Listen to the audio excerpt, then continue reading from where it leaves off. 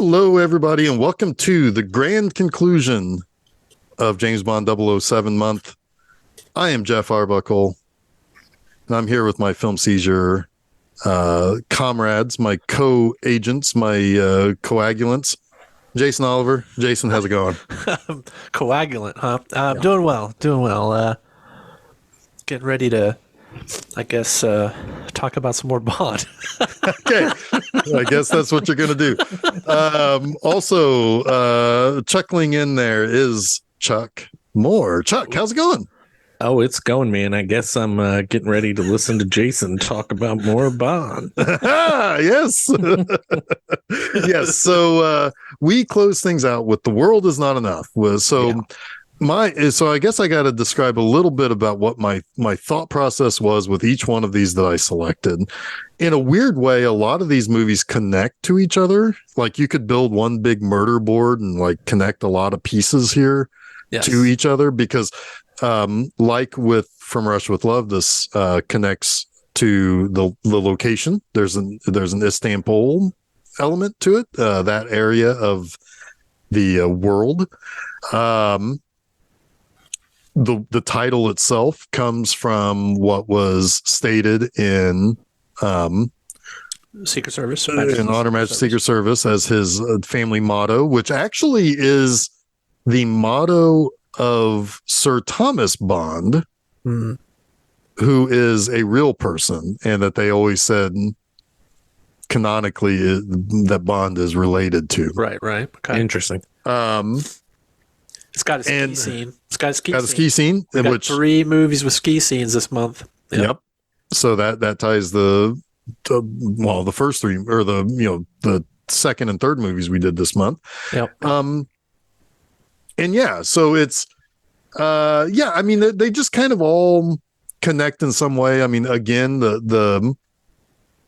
there is a question asked to Bond about whether or not he has ever really loved somebody before, which kind of ties back to his marriage, his ill-fated marriage. So yeah. Anyway. Yes. I also, knowing that we covered GoldenEye previously on the show, I wondered, it's like, okay, well, do I bring in another Pierce Brosnan movie? Do we redo GoldenEye since Chuck wasn't part of that? Or do I just skip Pierce Brosnan and go to a Daniel Craig movie? And I ultimately decided to pick this movie because in my opinion, to be honest with you, I'm not trying to make this sound like I'm taking credit for anything, but I've never heard anybody else say this that I kind of feel about this movie. But I have long called The World Is Not Enough the last classic James Bond movie ever made. And what I mean by that is that this movie uses a lot of the same concepts and ideas that the 18 movies before it used. Whereas starting with Die Another Day, the movies start to feel, look, and kind of get produced in a different way. So I've always kind of looked at this one as an end of an era. And Die Another Day is kind of a weirdo, kind of in between eras movie, because more than anything, it feels like a movie of the early 2000s when most of cinema sucked. I'll say it. Most of the early 2000s is not very good in a lot of genre fare. But it is of its time, and it's trying to be modern when Bond shouldn't ever be super modern. And then, of course, the Daniel Craig movies. You're making a face, Jason. I'll come back around to that. I mean, Bookmark Bond that. is modern. I think. But I'm saying using a lot of tropes and things of modern of movies of its time. You know what I mean? Like, okay. Like Bond should be contemporary tropes and things like that. Like Bond should be using its own tropes, not doesn't feel as timeless. Exactly. Okay. Exactly. Okay. Like, all right, like Die Another Day feels like a movie made in 2002. Like more so than any other Bond movie. Like we talked a lot about how 80s, the last, License to Kill was. Yeah. But yet it also feels more like a Bond movie than Die Another Day does. I agree. I also feel like this movie, World Is Not Enough, feels very like turn of the millennial, the millennium too. Well, there is in a lot of joke ways. about there They is a even joke. mention it. Yeah. Yeah, but not as much as Die Another Day. I agree. Right. But I mean, I would say that it uses a lot of the same tricks of the trade that the other Bond movies made. Now the one advantage that Daniel Craig always had was that with Casino Royale, and I know that there are some Bond fans who will get red in the face over how none of the Daniel Craig movies are real Bond movies, or it's like, shut up, whatever. But Daniel Craig benefited from the fact that it's a clean break and they can do whatever they want now with the series because they took it back to the beginning. So all of that makes it a different feel than the other classic ones. But they still, I always looked at this movie as the final classic Bond movie ever made. And I kind of felt that way the moment that Die Another Day started, where I was like, oh boy, we're in for something different here. And I've seen the last of the classic Bond movies already. But I also think this movie gets a lot of crap that is undeserved. And a lot of that crap is mostly focused around one particular actress, and it's stupid. It's pointed almost entirely at Denise Richards, and that is ridiculous, in my opinion. How is it pointed at her? That she doesn't look or act like a true nuclear scientist would. Yeah, I remember a lot of the criticism at the time was eye roll. Denise Richards is a nuclear physicist. Yeah. And it's like, have you ever fucking seen a Bond movie? Everybody's beautiful in these movies. It was a lot. There was a lot of like weird misogynistic visual pointed right at her in the critiques of this movie. Yeah. Yeah, because they labeled her a bimbo, and it's like, she isn't in this. She isn't in real life either. Guess what? No, far from it. Yeah. So, yeah, I mean, it is.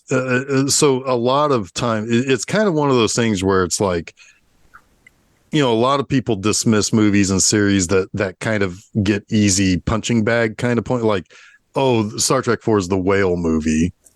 Well, it's like, have you watched it? It's fucking great. It is the whale movie. Right. But it is, and it's great. But it's awesome. Right. But it's better. I mean, we watched all those. It's better than I thought it was. It's better than you remembered it being, right? Or had any expectation of it being. Right. I mean, there's nuclear vessels in there. Yes. Yeah. Well, and then, but in the Bond series, she's a nuclear vessel expert. Exactly. Exactly. She also knows Russian. She does indeed. But in the Bond series, there's a few. It's like, the George Lazenby one can't be good because there's only one. Or Timothy Dalton's movies aren't good because he only did two. Or Denise Richards can't be a nuclear physicist. So, and I actually think her performance is pretty funny in this. It's great. There's very a couple snarky. It's very biting. Like, it's not perfect, but it took time with her. Like when she first shows up, I'm like, eh. I think that whole first scene though, with her and Bond at the site, is really funny. Like she's giving him a little bit of guff, and it's right. I like the snark. Yeah, sure. And so like much like with Moonraker, this is one that I defend kind of hard. Like, in fact, both this one and Moonraker fall just outside the top 10 of my rankings. And it's because together, like, I would go to war over these movies because I think they're just fun movies.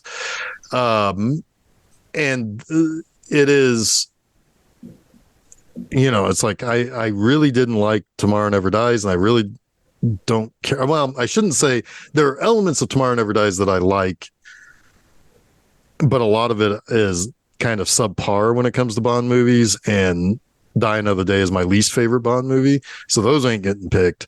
So this one wins somewhat by default, but also I wanted to end on a fun one that I just really like. I thought you picked it because it has one of my favorite Bond jokes in it. Even though many of the jokes in this movie fall really flat for me, honestly, really flat. I agree. One of my favorites is a non-joke, and it's hysterical, but I'll mention. It's actually in that scene with Denise Richards. Which one is it? Is it the I don't know any doctor jokes? Yes. Yeah, I love that. It's fucking hilarious. It's wonderful. I love that. It's one of the funniest things in the movie. That's in my notes here. Yeah. Yeah, that's in my notes. So there I don't have as much behind the scenes kind of commentary on this because by this time they stopped making those really in-depth documentaries for the DVDs. And maybe made better decisions when they were making the movies.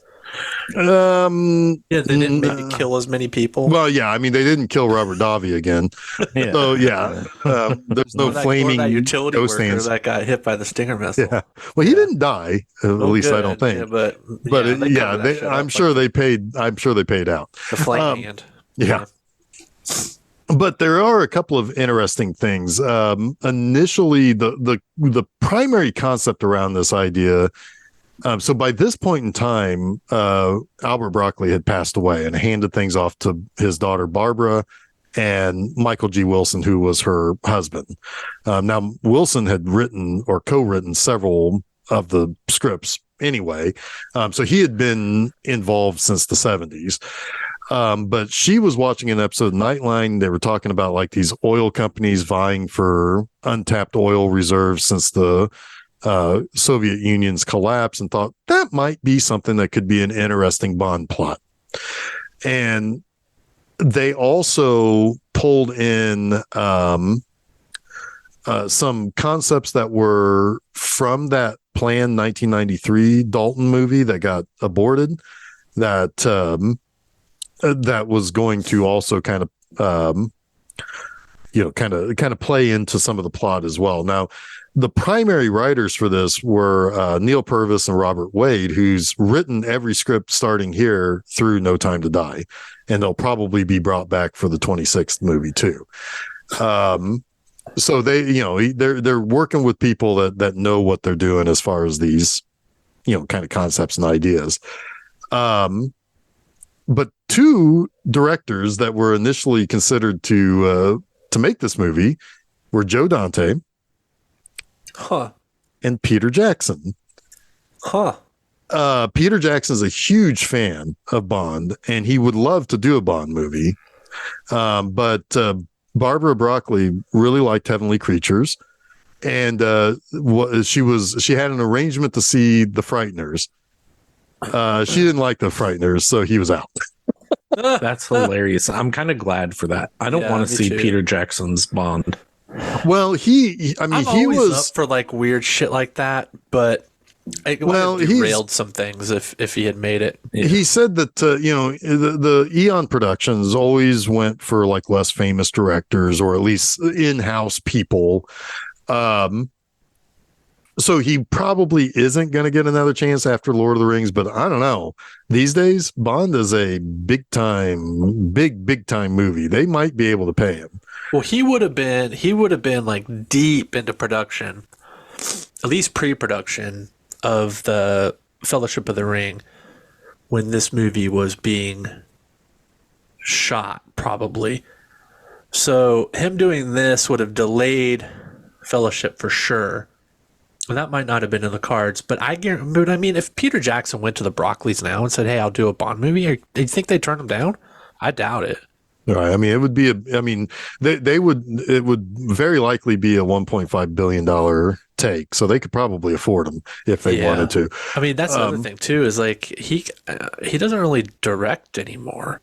Yeah. That's the main thing. I mean, but the,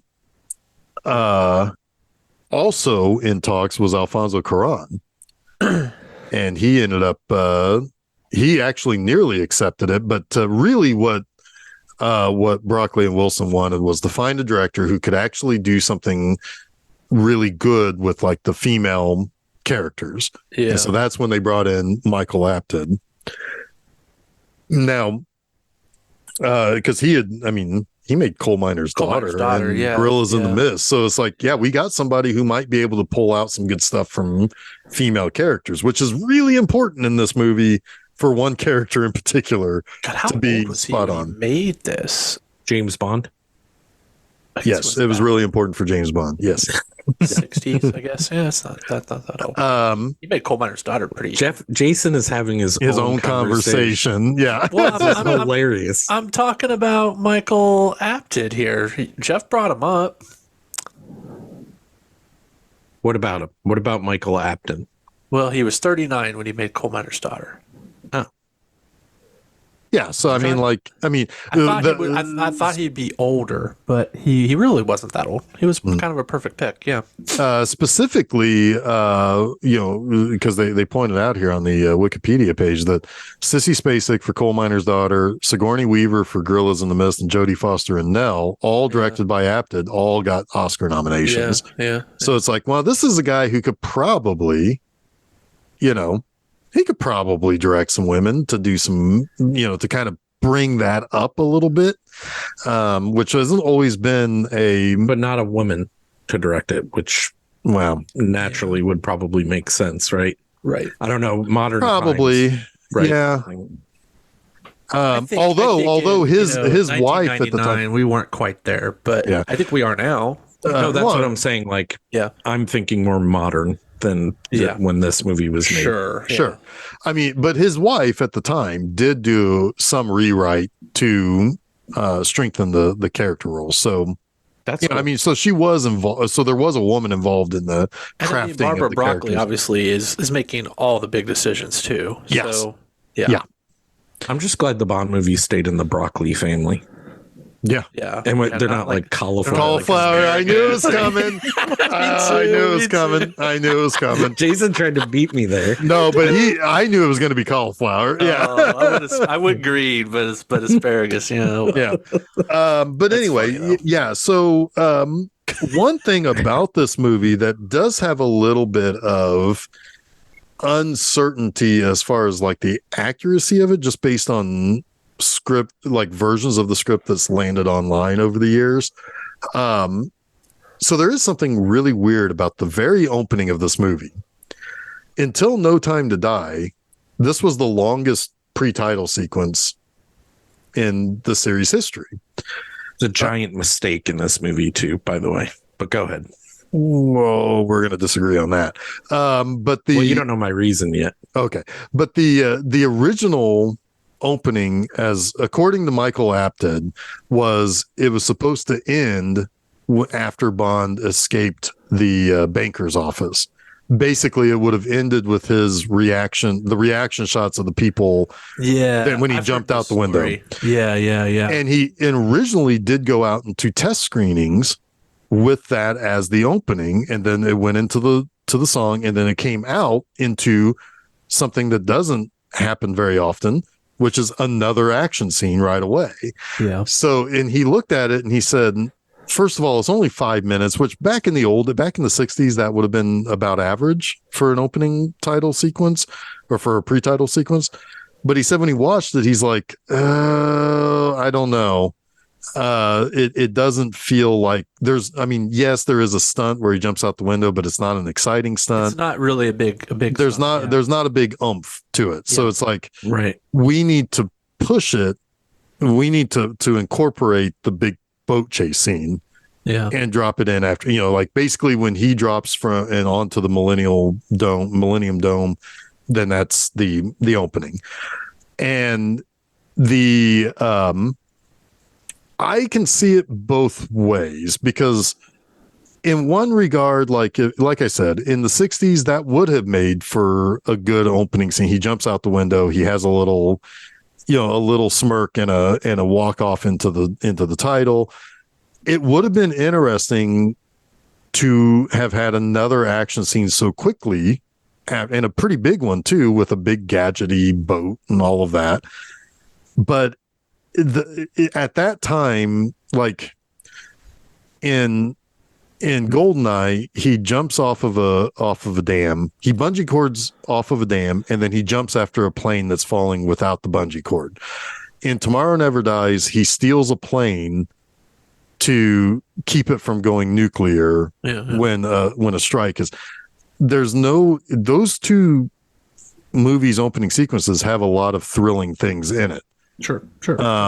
This one would not have had that without the extra stuff. And I agree, but I feel like the boat scene, and him releasing himself off the exploding hot air balloon, kind of cuts awkwardly. It doesn't have like a moment, like a Bond moment at the very end, right? Where he's obviously like unscathed, because he's not. He's injured. Well, he's injured, right? which does play a part into the rest of the movie. It does, but it doesn't have like that emphatic, like, Bond did the job and now we have the opening credit sequence. You know what I mean? It's different. It's a little bit more of a downer.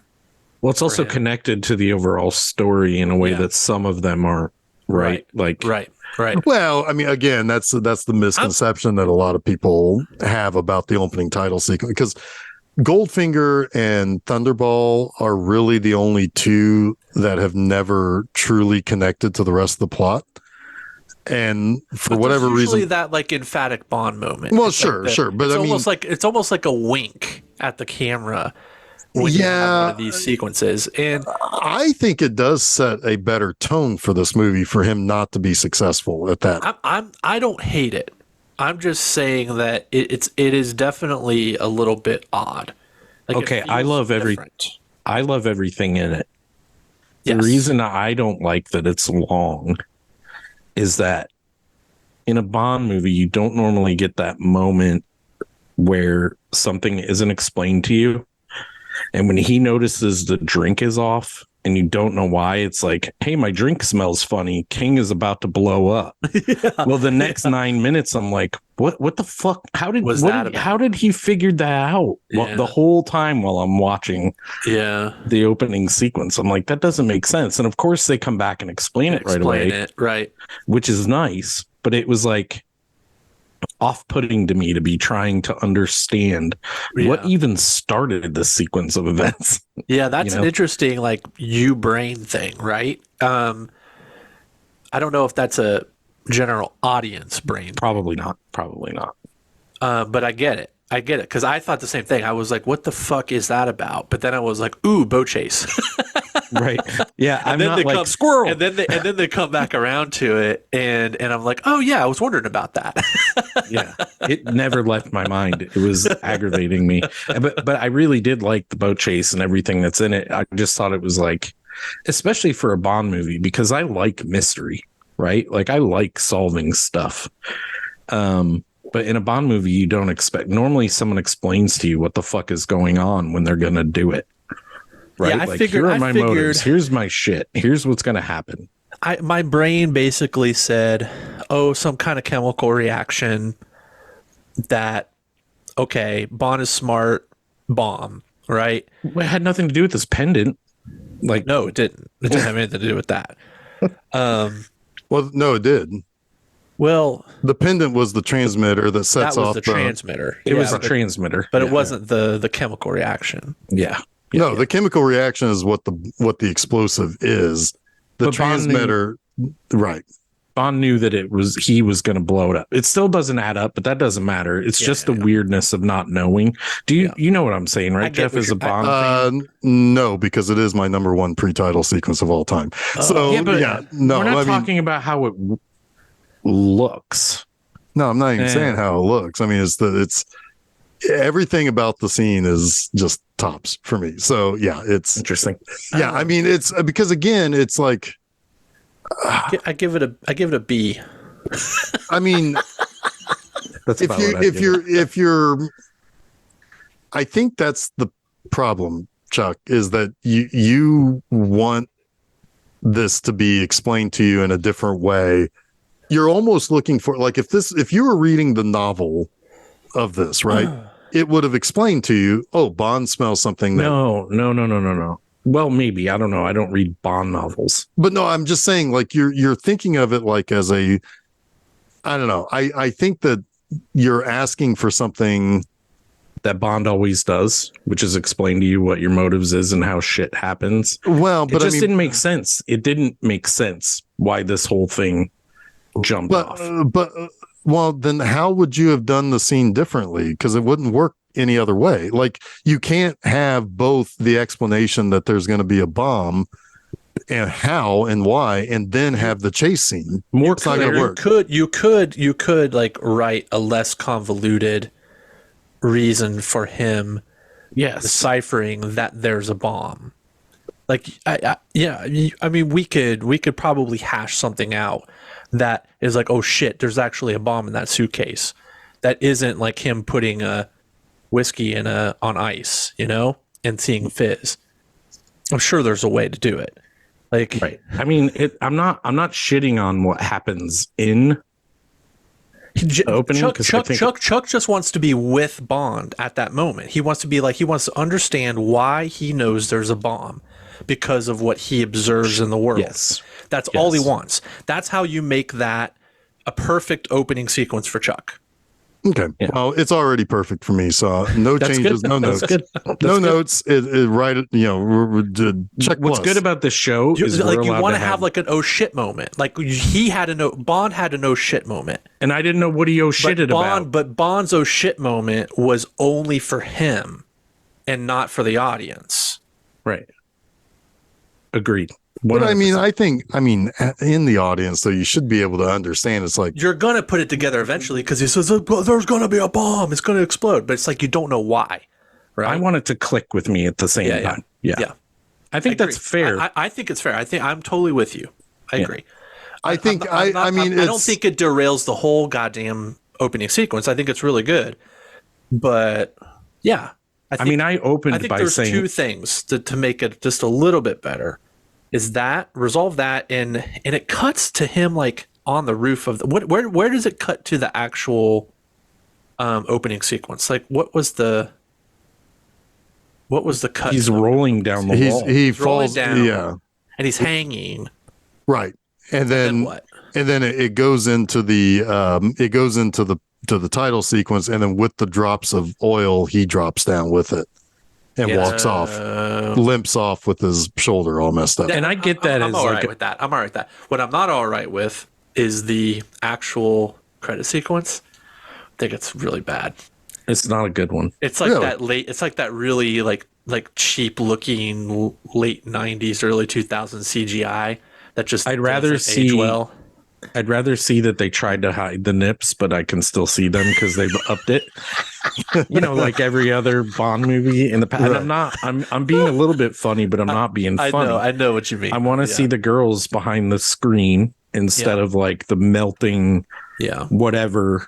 Like I love know the how song though. I love the song. good, very the good. Garbage World Is Not Enough song is one of my favorites. Yeah, it's up there. I don't really love the title card sequence though, which is That's interesting because I think all of Daniel Kleinman's title sequences are just they are perfectly reminiscent of what Maurice Bender would have done. when did this switch happen? Like, because the movie before the title sequence was great. Oh, We didn't really talk about it. that was Maurice Bender's last. He passed away in the 90s. Daniel Kleinman took over with Goldeneye. I remember liking Goldeneye a lot. Yeah. That title sequence is really good. Plus, it's one of the best theme songs. We talked about all the practical shit they did in the last movie to have those great moments in the truck chase. Mhm.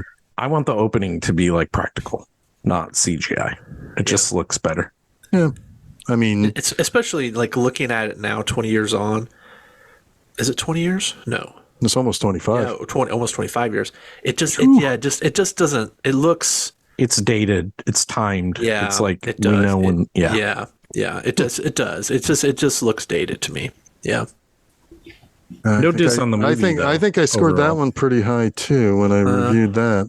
Anyway, What's a great song? So yeah. the song makes up for a lot. One of the better ones. it's a good music video too. Yes, because it's set in the 60s. I like the music video quite a bit for that. Yeah, that would have been cooler for the title card sequence, like a 60s kind of send up. I agree. Like would have been like Keep back it timeless. to the roots. Keep it timeless, Jeff. One of the other things about the opening sequence too, real quick, is that this was I think the only time that when the So when the gun barrel comes across and he shoots and it wobbles and then it opens up on the first scene. I think it's the first time ever it opens up on Bond himself. Interesting. Normally it opens up on a vehicle or on a setting or on something. I think it's the first time it actually opens up on Bond. Like in close up or in like medium close up. We didn't do our normal thing on this. And since I've already said like 2 negative things about this movie, I want to back up just a little. Like, this is probably the first Bond movie other than probably Goldeneye that I like sought out. Like, I'm going to go see this movie. So I've known this for ages and I quite like it. Yeah, I think it's a good Bond movie. Because I'm going to critique it probably more, I want to say up front that like I actually really enjoy this film. And I think that's why I'm more critical of it, if that makes sense. But I just want to get that out there. I'm with you. I've seen every Bond movie in the theater since Goldeneye. And with the exception of, what was the last one? No Time to Die. No Time to Die. I didn't see that in the theater because COVID things. But I like this movie too. I agree with Jeff. It's easily the second best Brosnan. I really quite like Brosnan's Bond in general. Me too. He's a perfect mix of Connery and Moore. Yeah, he is. And he gets the coyness of being Bond really well, right? And that sort of sly, like I'm a little bit dangerous, but I'm also very suave, right? When I imagine Bond running, I imagine Pierce Brosnan. Like I don't know how to explain it. No, I know, because that's the first thing you see him do in Goldeneye. His facial expressions, probably, yeah.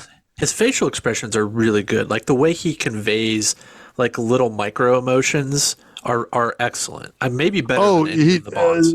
There's a great reaction shot of him in that opening scene when he tosses the one guy aside in that banker's office, and then he like glares back at him. Like he does little things like that just like, wow, he's cool. You know, he's cool, and you can see his emotion without him doing something. And that is like, not to disrespect the king of the world, Sean Connery. I don't even think we get it from him. Like, not in the same way. That facial kind of acting where you can relay your emotions with a look. Well, again, I'm like hot take guy. Connery might be my least favorite Bond. He's mine. Yeah. So we're together on that. Yeah. I remember when it was finally announced that Brosnan would be Bond, and I was like, yes, perfect. Yes. I remember thinking like that never in my life, in my 16 years or whatever, had I ever heard of a better your tortured existence of that, right? Like, yes. And I was so excited for Goldeneye, and it did not disappoint, right? And then Tomorrow Never Dies was like kind of a clunker. But I remember really thinking this was a return to form. I liked this movie a lot when I saw it. So yeah, I'm with you too. Like if I'm a negative at all, it's only because I'm trying to talk about the things that I'm seeing now. Right. But I still really enjoy this movie. Yep. Agree. So basically, the movie starts off with Bond trying to retrieve this money, which is a trap. And we don't really know the full extent of why he's retrieving this money, right, until after the trap is sprung. Because included in this was like, okay, well, these people have this money that is going to be transferred back.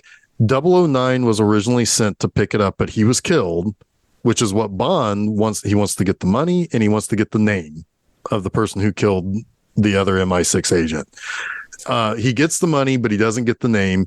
There's a little bit of mystery because he is dead to rights at one point, but a sniper takes out the guy who's going to kill him.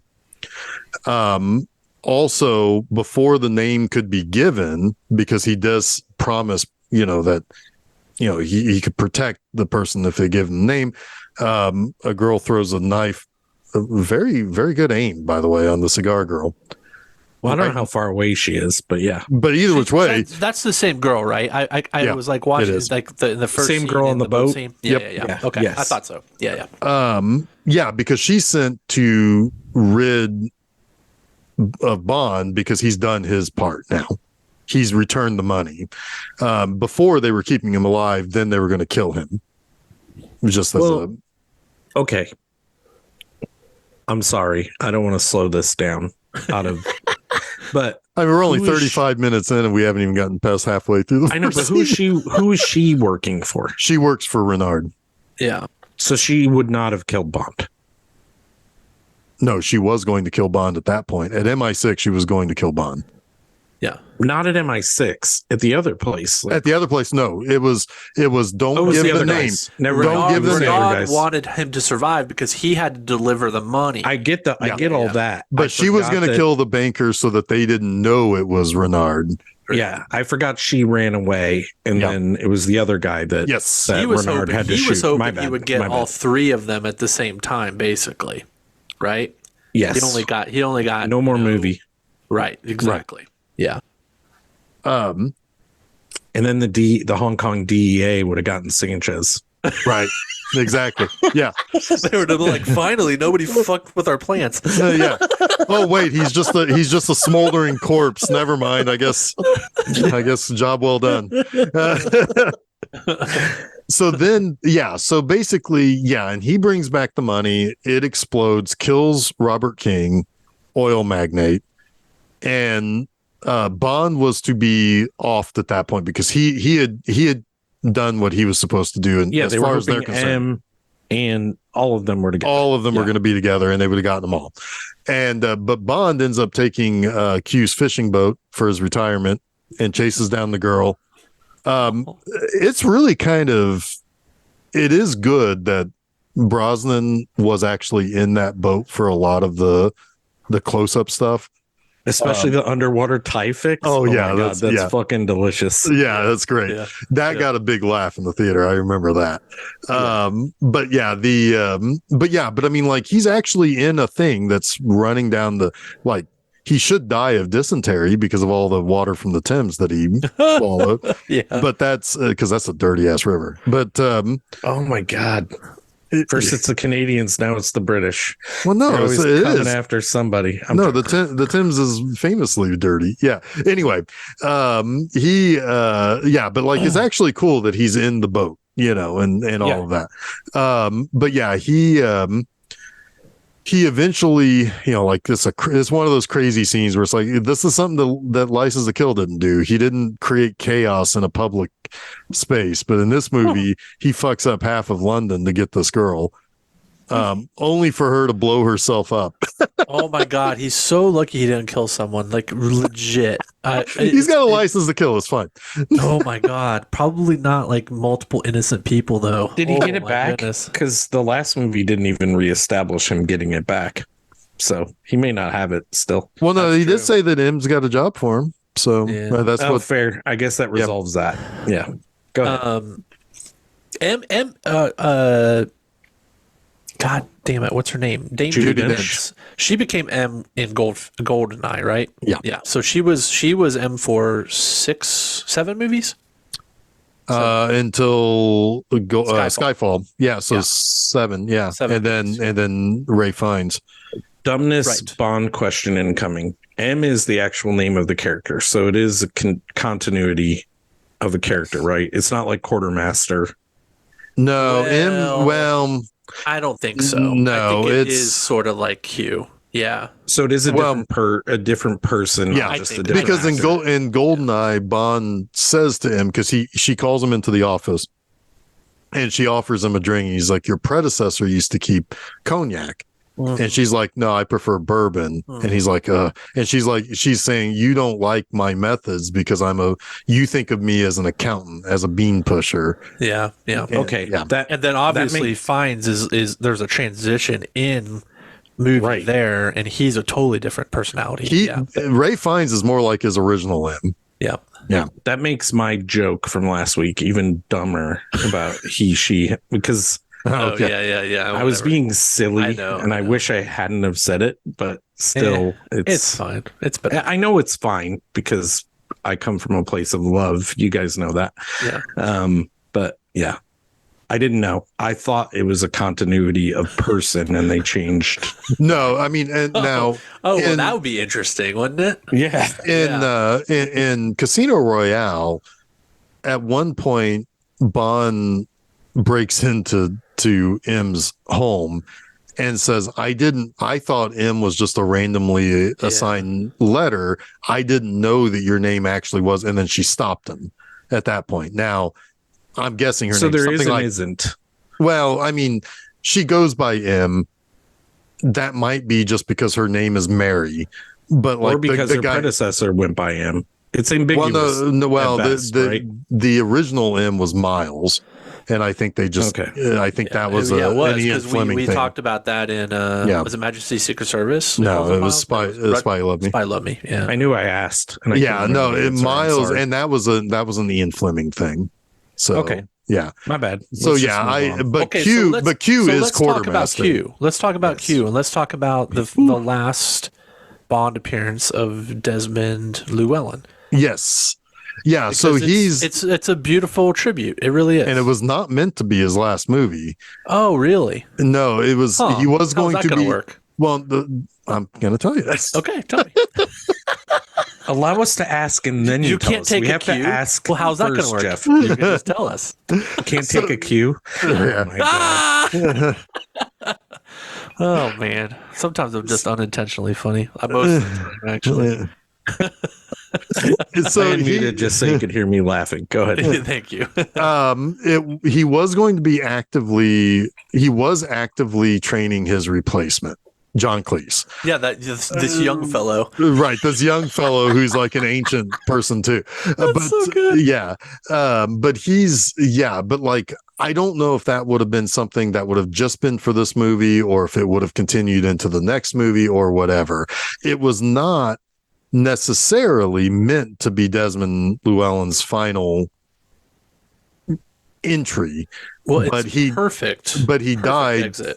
He died 3 weeks after he died in a car accident of all things. It wasn't health related. He got into a car accident and died 3 weeks after the release. So it did turn out to be perfectly toned. Yeah. All things considered. But yeah, it was not meant to be his last. He has the record for most Bond movies, right? God, he has. Yeah. Oh yeah. Yeah. I mean, he was in all of them up through the first 19 movies, except Dr. No and Live and Let Die. Yeah, he's in 17 Bond films. Yeah. So clearly nobody has beaten that unless there's like an extra that showed up in every movie. Nobody will. Yeah. That's incredible. Yeah. So he was in that should be celebrated. It is. And it was. We'll celebrate it right now. I love it. Go. It's like I've always tried to teach you two things. I can't remember the first thing. What was the first thing? Don't let them see you bleed. Don't let them see you bleed. And always have an escape plan. And his Did you like that? I loved it. I thought it was so goofy, but I loved it. His like very straight laced, like very like matter of fact, just sinking into the floor. But it is funny. That's a very Q exit in my mind. Yeah. I think that what threw me off in that scene, and I will say John Cleese is one of my favorite comedic people of all time. And I do not think he's funny in this. No, he's not. All. And he's not good in the next one. Die Another Day, yeah. And they wisely got rid of him. Yeah. Yeah. And they weren't scene. They couldn't have brought him over into the. He doesn't fit the tone. He doesn't fit the tone. Yeah. Yeah. But no, that scene is. I think it's really good because like I like the scene. I do like the scene, and I like John Cleese's kind of like. Ridiculousness, yeah, a little bit, because it's in contrast to the Q we love, right? And the Q we're saying goodbye to. Yeah, even if we don't realize the first time we see it that we're saying goodbye to him, we know it now. I like it. Yeah, because like his scenes with Pierce Brosnan in the three movies that he was in with Pierce Brosnan they were very like it was almost like he was like a father figure to that character. Like, you can see it with them, which Yeah. is kind of interesting. Yes. Like the relationship with Bond is even better than with Dalton. 100%. oh yeah, Even totally. though Dalton had like more time with him, Yep. like I would have loved to see Q on mission with Brosnan. Yeah, There's Like he was in there's the an last actual respect, I think, and that I think has to do somewhat with the changing of the guard and moving into a new decade and a reverence for the past. yeah. That And Q- Brosnan probably had a respect for the actor. Definitely. Sure, absolutely. Definitely. Yeah, because like in Goldeneye,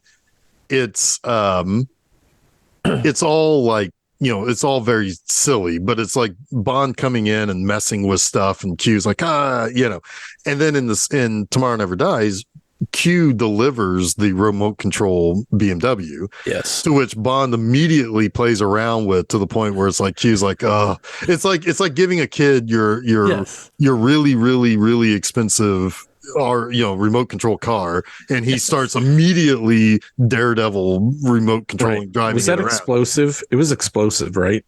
That remote control car? No, he launched it out of a out of the garage and sent it right back into the Avis office, because Q was dressed up like an Avis agent. Okay. Yeah. I thought it came up later in the movie, but I haven't seen that one in a while.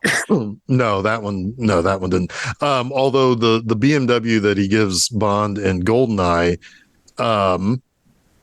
he is Jodan Baker takes off with it, and he tells him, it's like, don't touch any of the buttons on it. And Jodan Baker says, oh, don't worry, I'm just going to bomb around in it. And he's like, exactly. So, I'm surprised he survived a Bond film with Jodan Baker in it. Like that, you're still here with us. yeah, he was in 2. I know. Yeah. Well, I mean, I wouldn't expect you to have seen the second. Right, yeah.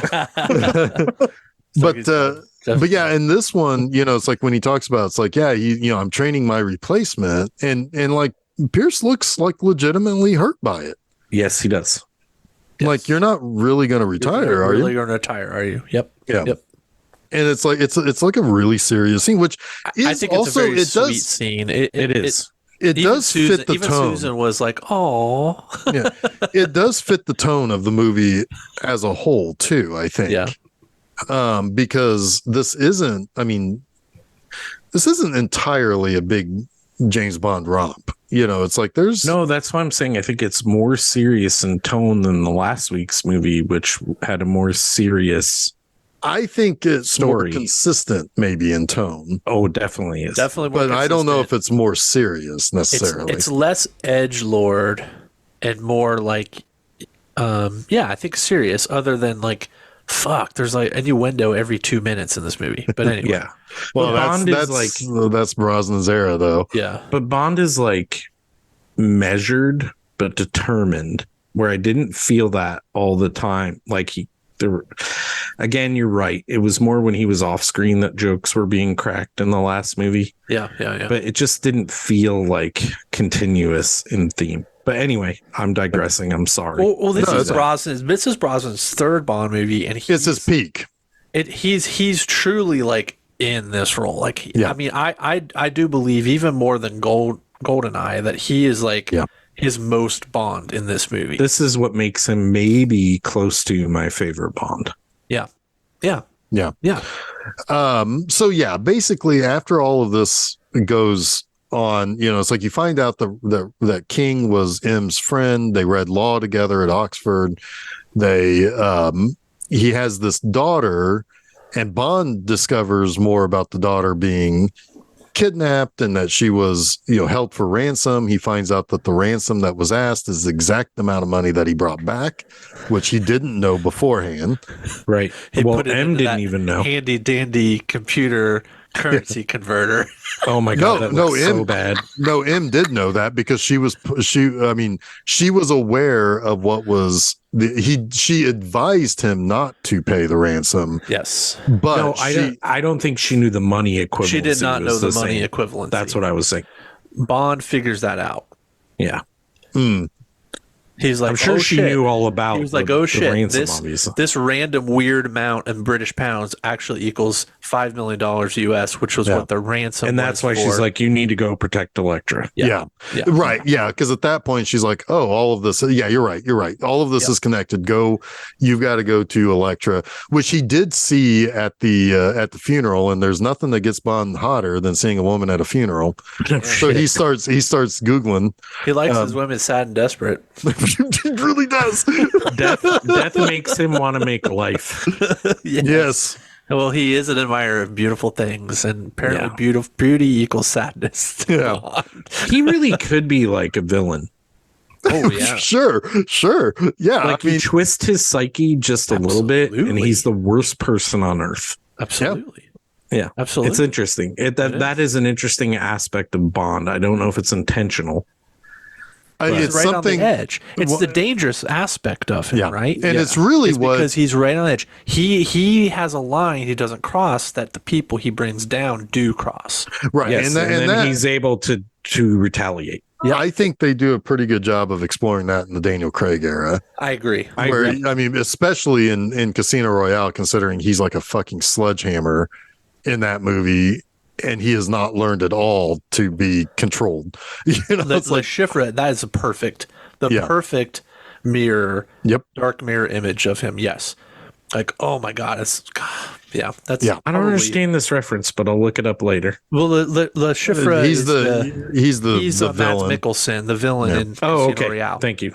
Yes, I forgot. And he was like very specifically written to be like the anti-Bond. Yeah, I remember the character. I remember that. Go ahead. I'm sorry. If you very, very much like likes the best of things and is a seducer and is refined and very proper and smart, kind of as Hannibal Lecter, and kind of dangerous, and dangerous. But the difference is he has the line, right, of proprietarity of good and evil, I guess, if you will, right? Morality. Morality and ethics, right? That he has crossed and gone into the deep end on. To a certain extent, they do talk a little bit about that in GoldenEye also. And Bond has always kind of flirted with that line, right?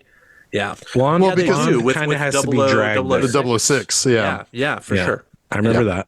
Yeah, because both of them, because like that's even more mirror images because they're both orphans. They're both, circumstance created them. Yeah. Yep. It's funny that those are two of the best. Yeah. It's almost like you get really good Bond movies when you explore their characters. Yeah, crazy, Holy right? shit. Skyfall, what? Yeah. When you explore what makes Bond. But anyway, so at this point, Bond he goes out to Azerbaijan, where the King pipeline is about to bulldoze like this Orthodox church. Yeah. And so he watches her kind of come to a very diplomatic agreement to work around it. Yep. It's very clear that she does have some daddy issues in this scene because she's like, my father was wrong. Fuck him. It's like, it basically is how she says it. It's like, well, but it's going to cost. I'll do it a different way, and he's who cares wrong. what it costs? Yeah. Yep. Right. And he kind of realizes, hey, this lady's a smart cookie. Yeah. And so he talks to her. It's like, yeah, I was sent out by him, and we feel that there's danger here. And she's like, huh. It's like I'm competing against 3 Russian pipelines. I'm going through all of this, all these terrorist friendly countries. Yeah, you're telling me that my life's in danger. Yeah, great. Yeah, get in line. Get in line. Yeah, yeah. Which should also be the first sign that maybe he's a supervillain. Yeah, right. Which, by the way, but I mean, like I absolutely freaking adore the twist of that. Yeah, because Sophie Marceau, frankly, puts in the best performance in this movie. Oh, she is so appealing in every regard. Yeah. like you get why Bond has to think twice about whether or not she really is the villain or not. I love what they do with that. The convention of like tricking you and tricking him. It's like he knows she's up to no good, and then she does just enough to maybe make you think otherwise, right? Right. This incidentally, I offline I asked you, what has Sophie Marceau done since this movie? And she's done a lot, but it's all been French language. She has not made one English language film that I can see since this movie, which is kind of wild to me. I will say, no, I know you're talking about the actress herself, but the fact that she asked for M to come personally, That's a big red flag. none of what she did after that made me believe she might be okay. Fair. Well, no, but at that point, the turn has been made. Like Bond is already. Well, he suspects, but there is the moment at the command center where she's like, now do you believe me? Because things have like shifted, right? And he's like, this is why I didn't want an agent, and I've asked for M directly, right? But you're right. Like, she doesn't trust M, and she shouldn't trust M. And we know why she shouldn't trust M. So, it is a bit like, well, I still don't trust you, Sophie. Yeah. Right. Well, but I mean, like Bond still has I think he partly does want to, if we don't stop this, I can at least fake my death. Well, he didn't answer her question, so he is 100% still believing she's evil. Yeah, I think the audience is left in a little bit of flux, but for me, it was like, no. Yeah. She asked for M to come. She's bad. Yeah. No, I mean, you stepped away when I said that, like, I absolutely adore the twist of her being the actual villain, because she's so appealing in every way. Like, she's beautiful. She's interesting. She's smart. Jason said she gives the best performance of the movie. Like, and so it's like, you're on board to want to find out what's next with her, and then to find out it's like, oh, she's the one who turned Renard, not the other way around. Yeah. That's amazing. That's real good. Like, because a woman has never really been the villain in a Bond movie. Yeah.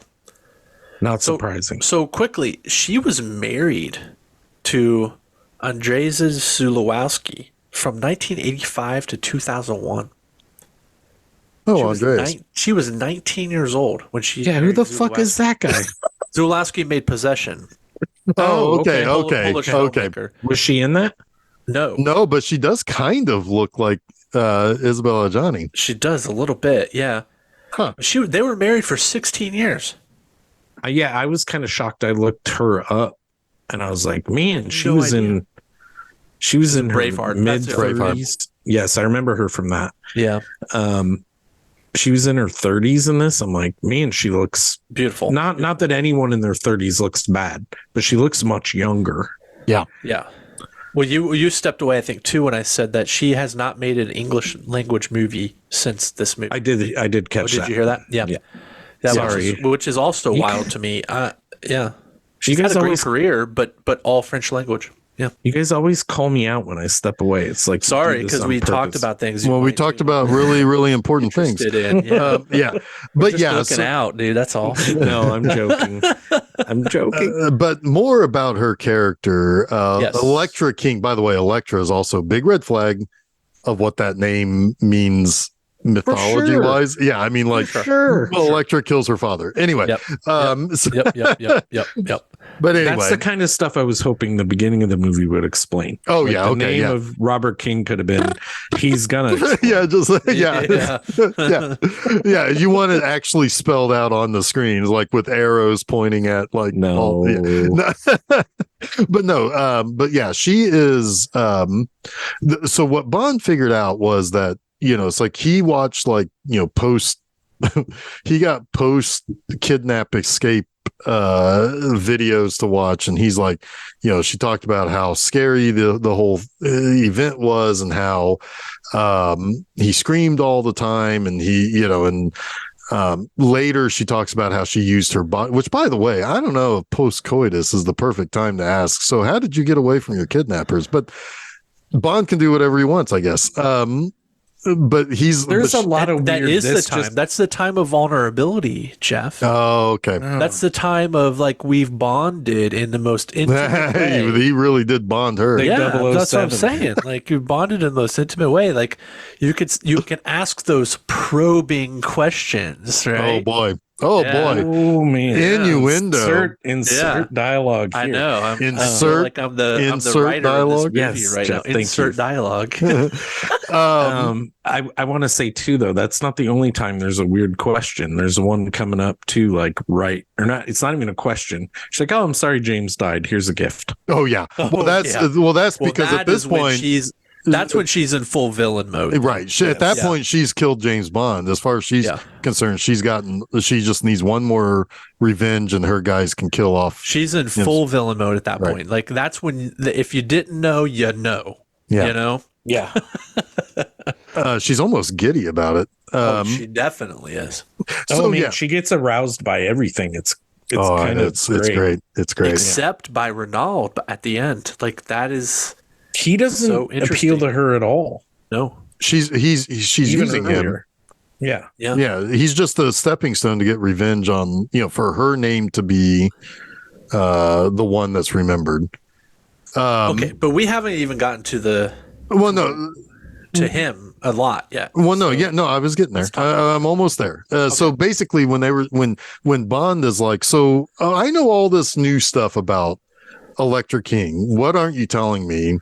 And that's when they pull up the big hologram of Robert Carlyle's head, which is hilarious. Doesn't look anything like him, but well, no, but I mean, it was cool in 1999. And I do like when he's like poking at it, and then he yeah, that is so fucking like Bond. Yeah. Oh yeah, you're a little bit of a sociopath. Yep. Yeah. But yeah, and that's when you find out that it's like 009 did put a bullet in his head, but it didn't kill him. And what's going on right now is that the bullet is traversing to the middle of his brain, killing off his senses. Yeah.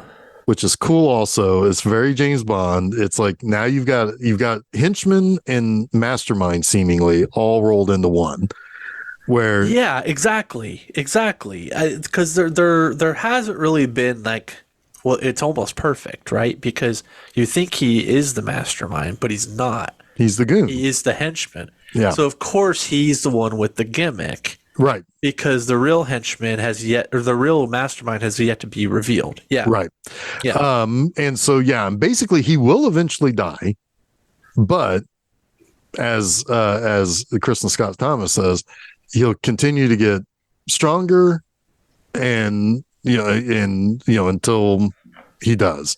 And basically nothing will stop him. At this point, like you're not going to hurt him. You can't. I mean, like basically, the only thing you can do is hasten his death, which Bond actually fucks up when he has the shot. Thompson. Oh, it is Kristen Scott Thomas's cousin. Yeah. I was like, that's not. Her. It's Serena. Yeah, you're right. Yeah. Okay. Yeah, they're related, but they're not sisters. Right, I don't right, think. Right. Yeah.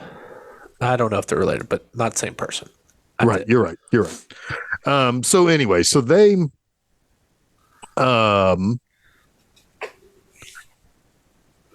So they basically that's when we find out about him. He is Renard the anarchist, which means that basically he has been linked to and connected with all these different terrorist groups that just basically create chaos. That's his thing.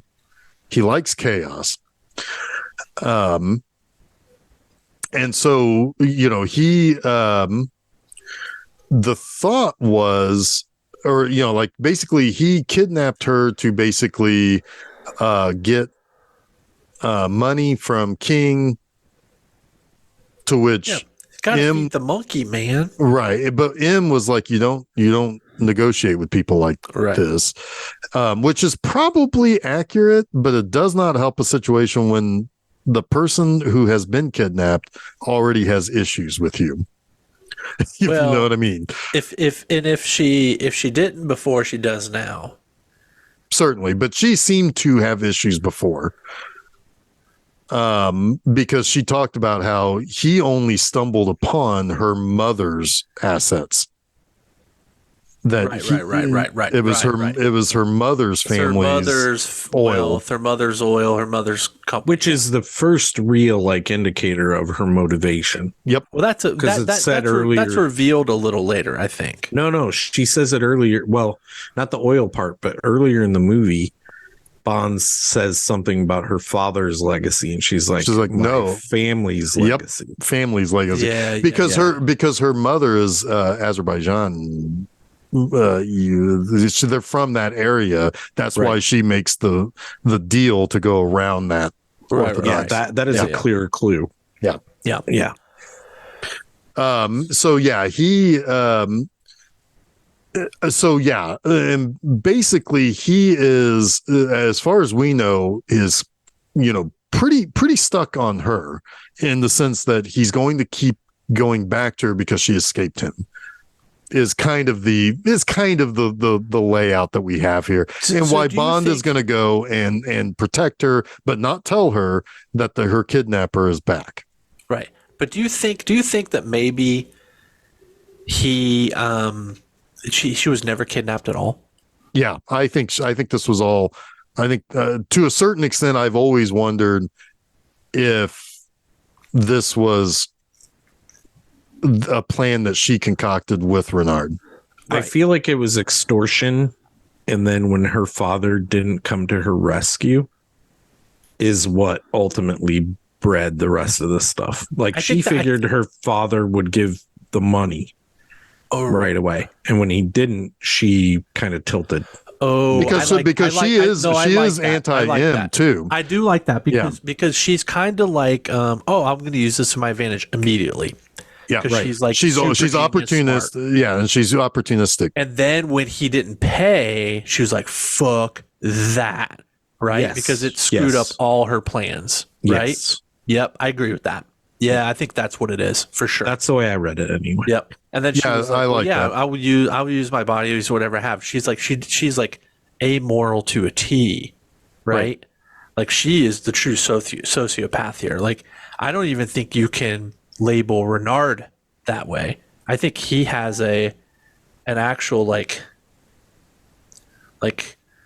I don't know, moral code in some ways, right? He's blinded the way Bond kind of would be by love. Well, which would make sense because he is losing his senses. So if he's blinded by anything, it's her.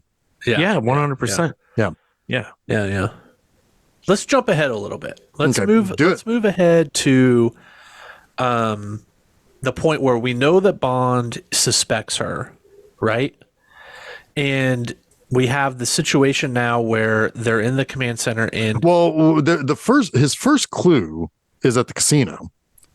Sure. He meets my favorite character of the Brosnan we got to talk about your guy.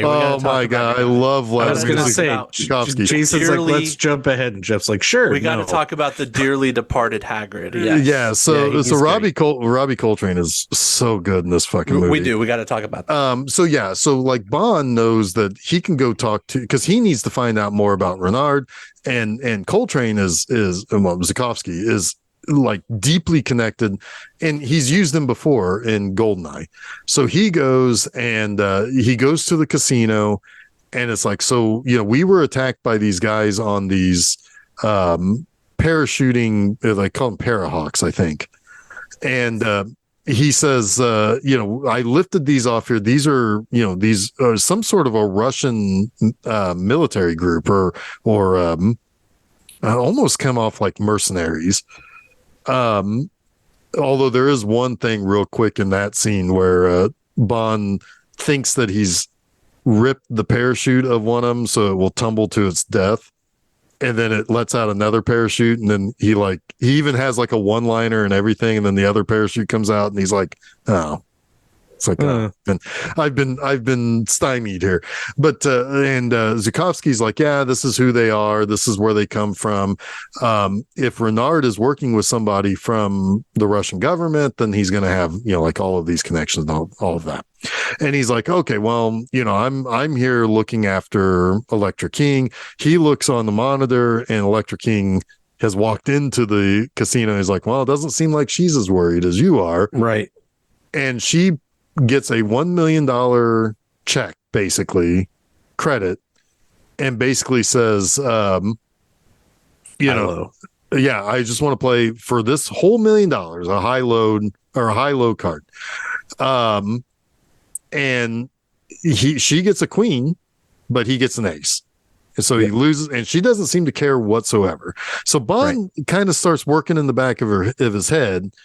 You were paying him off for something, which we find out later is his nephew's submarine. Yes. Yeah. Military equipment, as he says it. Military equipment. It's no big deal. Yeah, it's a fucking sub, which leads to my fucking favorite line in the movie. I'm looking for a submarine. It's big and black, and the driver is a very good friend of mine. Yep. Sorry, man. He's already dead. Yeah. But anyway, so so Bond already kind of, and so he starts tailing her head of security, Davidoff. And yes, that's when he discovers, like, oh, Davidoff is part of this whole thing with, like Renard and the doctor dude stealing a weapons grade nuclear bomb. And that's when we are introduced to Denise Richards. Yes.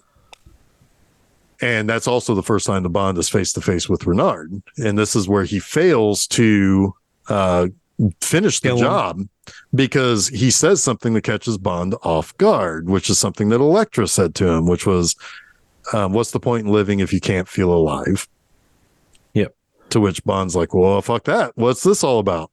And he also grabs his shoulder. He grabs his shoulder, the very one that she had just sexily put ice on earlier that evening. Sexy ice. Sexy ice. Yeah. It was sexy. Like, there's a lot implied in that scene. Holy moly. Yep. Yeah. It was innuendo in your endo. Exactly. So at that point, it's like the Bond, there's another good action scene there where, Bond is chasing after Robert Carlyle, shoots. I love the shot of him shooting at the glass and Renard just standing there behind it. And it's like, I'm protected. You don't scare me. Yeah. I like that you can hear Robert Carlyle perfectly, but behind that bulletproof glass, but whatever. Whatever. It's movie magic. You're Explain it to me, Jeff. Well, so I'm ruining it. Yeah, now you're the ruiner this time, buddy. But he sets off a bomb, which meanwhile, Denise Richards is trying to open the door because they've been shut into the silo. Yeah. And so she opens the door, but he's like, shut it. It's gonna blow up. Yeah. And she does just in time. But then they have to still escape because the flames and the air is being sucked out, and they're like just ahead of it, and they get up through like one of the hatches, and then it's a good James Bond there too. Yes, it is. Because who are I was watching it with my oldest, and he's like, James, and they're like, oh, he's not going to say or James Bond at the end, and then I was like, oh, he will. And then they get to the top of the shaft, and he's like, James Bond. That's so cool. I mean, this is Pierce Brosnan at the height of his James Bond powers. It's like, it's just so cool. Yeah, he's feeling it for sure. He really is feeling it.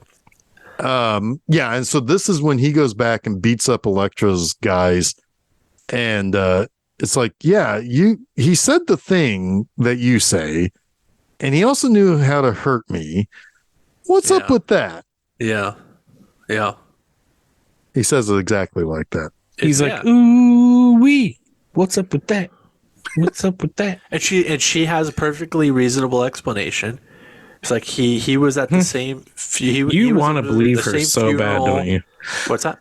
You want to believe her so bad. You do. I mean, honestly, you kind of do. Like, that's the nice thing about this movie is like you don't want her to be the villain, but it's cool if she's a villain, and you're cool if she is a villain. But yet, they keep you guessing enough, right? Okay, fair. I think they keep you guessing enough.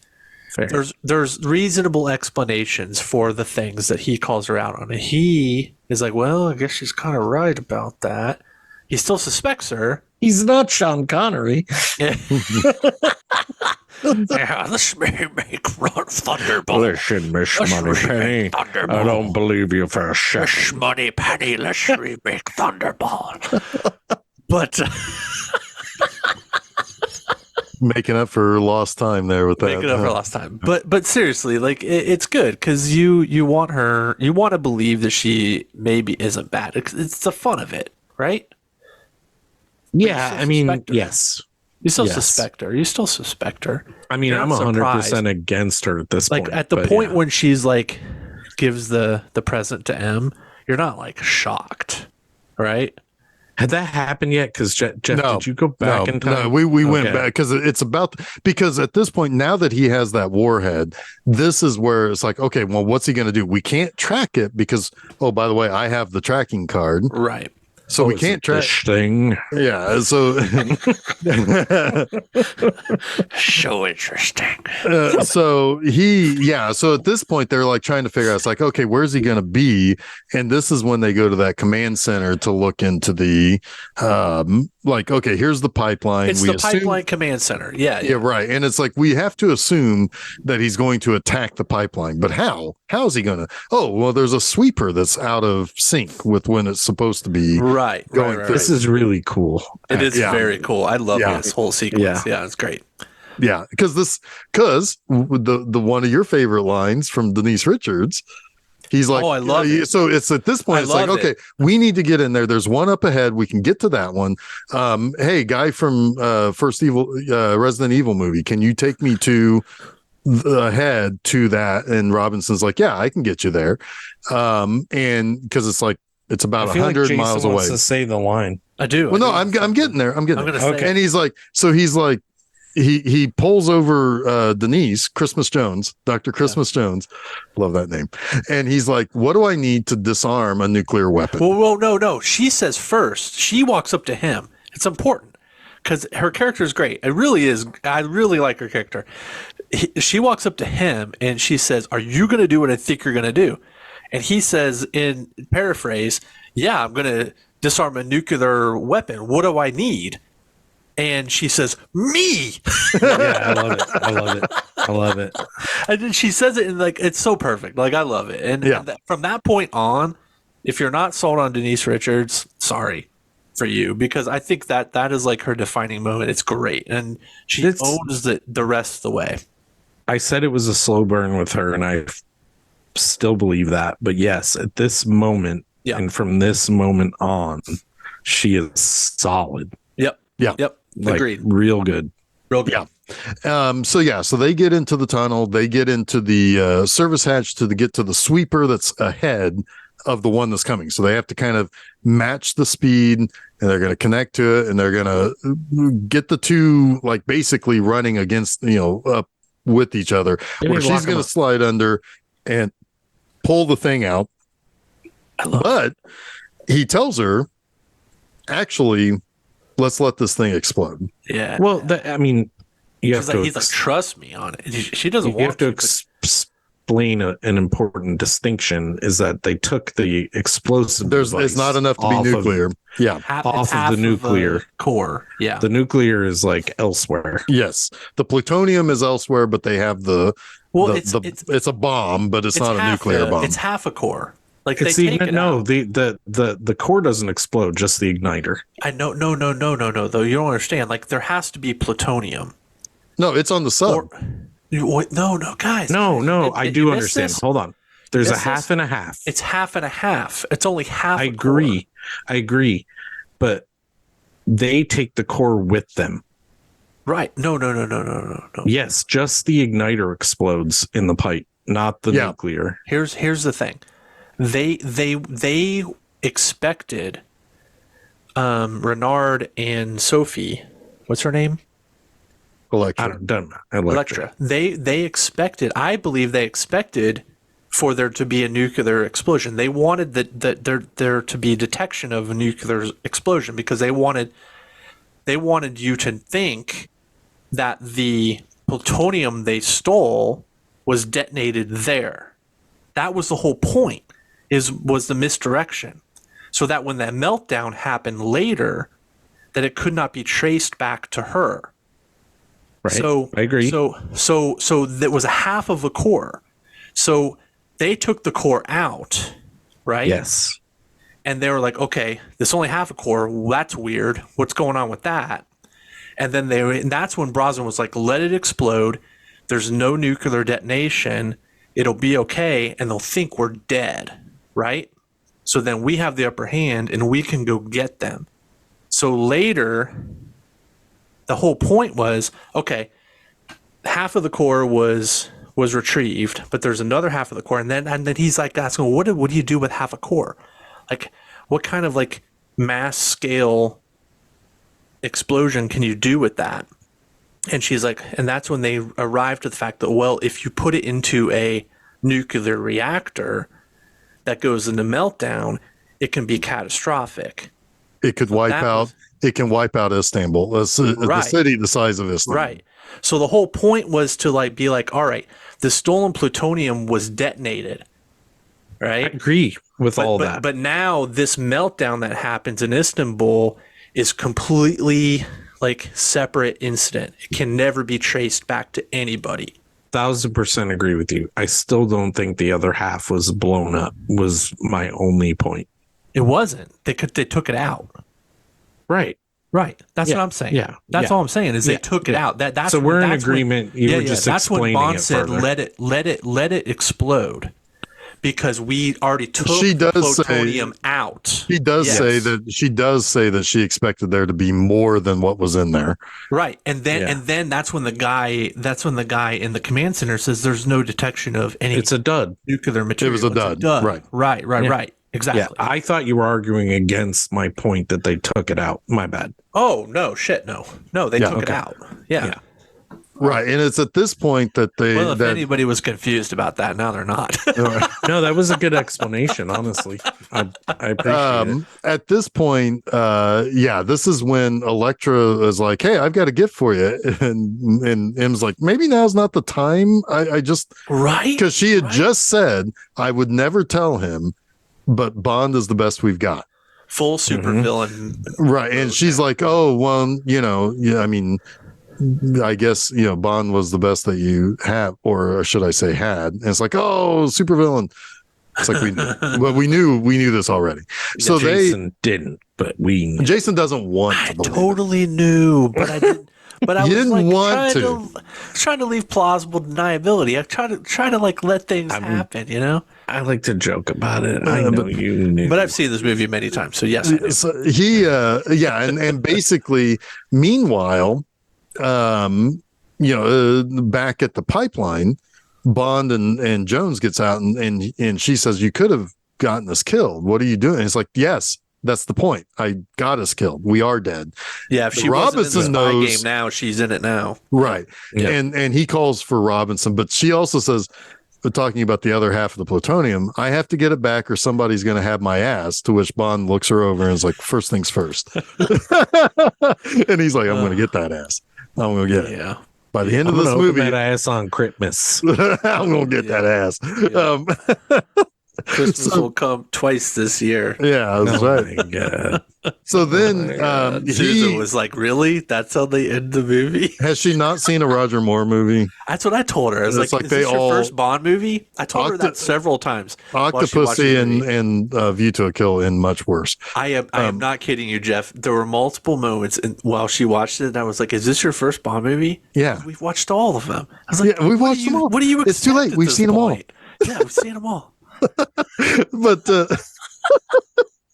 so this is when he decides he needs to go check in with some caviar. He needs to check in on the beluga trade. Yeah, that's right. Oh my God, I love Robbie Coltrane in these movies so fucking much. So this is another good action scene. It's got those big tree cutting things that look like it would kill everybody. Shit, yeah, that's scary as fuck. Yeah, it is, especially if it's coming at you, waddling all over the place in this scene. Oh my God. His constant constant concern. Well, yeah, they did in this. The way he shoots a gun by throwing it at what he's shooting at is so fucking hysterical. It's like nobody bothered to train Robbie Coltrane on how to shoot a gun. Nah, we don't need it. It's fine. But yeah, he, of course, he uses Denise Richards as bait, to which Robbie Coltrane's like, who are you and how did you get past my security? Because I need to congratulate them or give them a raise or whatever. Yeah, whatever he says. And of course, Bond's on the other side of the door. And this is one of those little things in this scene that kills me. The guy is going to go out through the front door, and Bond's like, no, the back door. And it's like, I don't know if that was in the script. I want to pretend it wasn't. That like Pierce Brosnan just forced this extra off into another and fucked up all the blocking. Why not? Lost in that is not Flea. Oh yeah, Goldie. Goldie, who called like he's Flea, right? Pretty much. Well, I mean, he is his own DJ, but yeah, I mean, he called in that Bond was still alive, so we have this attack because of it. Yeah, exactly. Also, Goldie is a part of the most excellent order of the British Empire for his work in music. Wow, that's pretty cool. Oh. Yeah, he was originally a graffiti artist, but then became a became a DJ and a musician. That's funny because I was looking at him and I was like, he looks really familiar. Yep, that's funny. Yeah, because he thought he was Flea. That's what Susan said. I did not. I was like, that's not fucking Flea.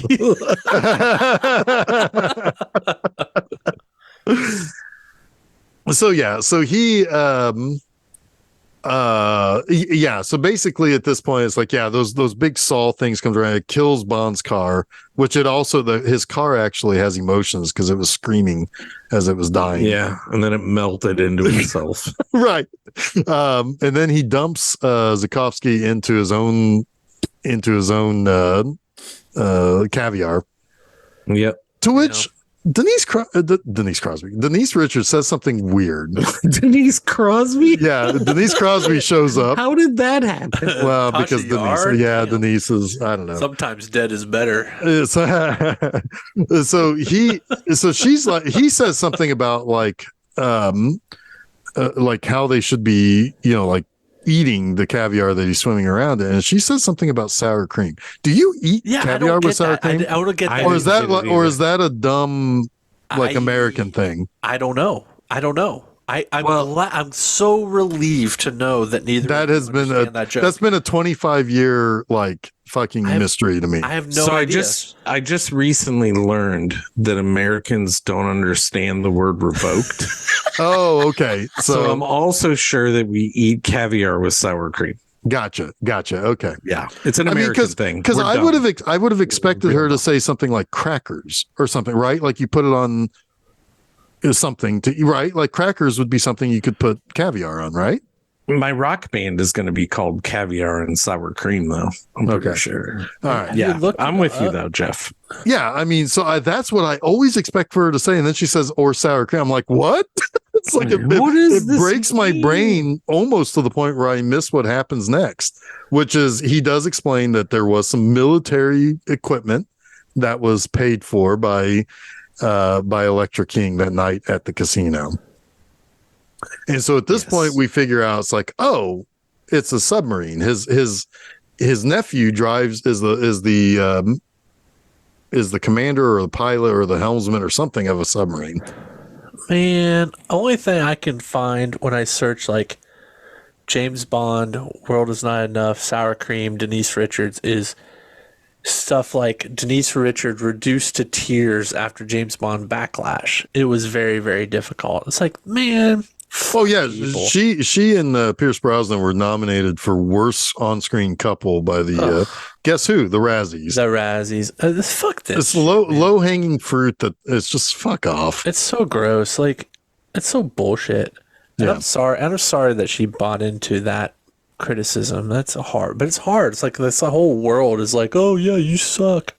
I never said that about her. So I never did. I would if I ever saw her at like something, I would be like, you were amazing I know. in all the right ways. I And the hope world is not enough. and no chance ever that she does. But if she ever hears this podcast, I hope she understands that.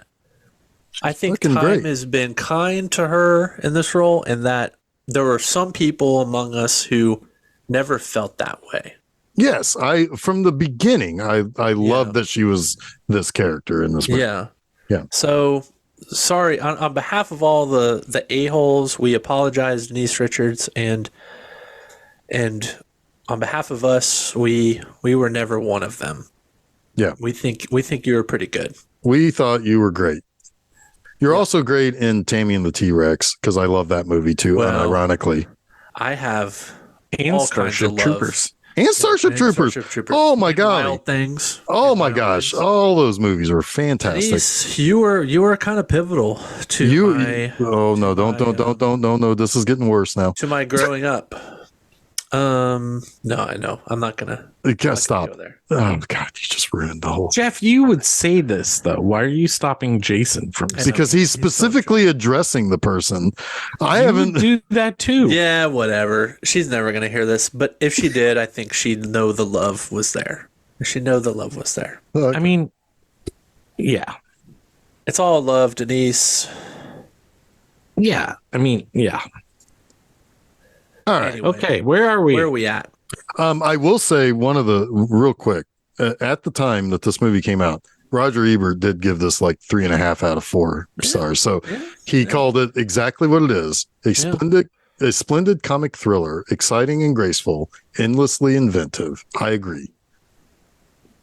Jeff Bob Yeah, I mean, says, I check it out. Check it out. Did we get to the end already? No, well, we're at the final climax where they know now it's going to be on a submarine. Yeah. The Goldie blows up the command center that's been set up with Zukovsky and Bond and Denise Richards. Yeah. And we think Zukovsky's dead at this point. Because he's been, the place has been blown up. He's bloody, but Bond goes and Denise Richards gets captured, and Bond is goes both after captured together. Right. That's right. You're right. And then Bond is put into the torture chair. Oh yeah. Where there's all sorts of sexy going on there too. That's a very, very erotic scene. Yep. That. Really? There's a whole my lot god! of people who write letters to Sophie Marceau, to chairs, and to chairs, to chairs. Just leaves them on chairs. They write letters to chairs. About this. I love how sexy we're in this scene. Yeah. But when she straddles him, that's some good stuff there. I mean, that's like it takes a little bit over the top to like super erotic. Yeah. Yep. Absolutely. And Beyond Bond. This is more Beyond Bond. Than the last movie, which you were saying was kind of outside of the Bond context with some of this stuff. Yeah. This one felt way more. I'm like, is this rated R? Well, that's the thing. Like it got really erotic in the Brosnan era, because if you remember, Xenia Onatopp. Oh yeah. And that was Goldeneye, right? Yep, where she kills people with her thighs. That is an unbelievably erotic scene, like kinky erotic, right? Yeah.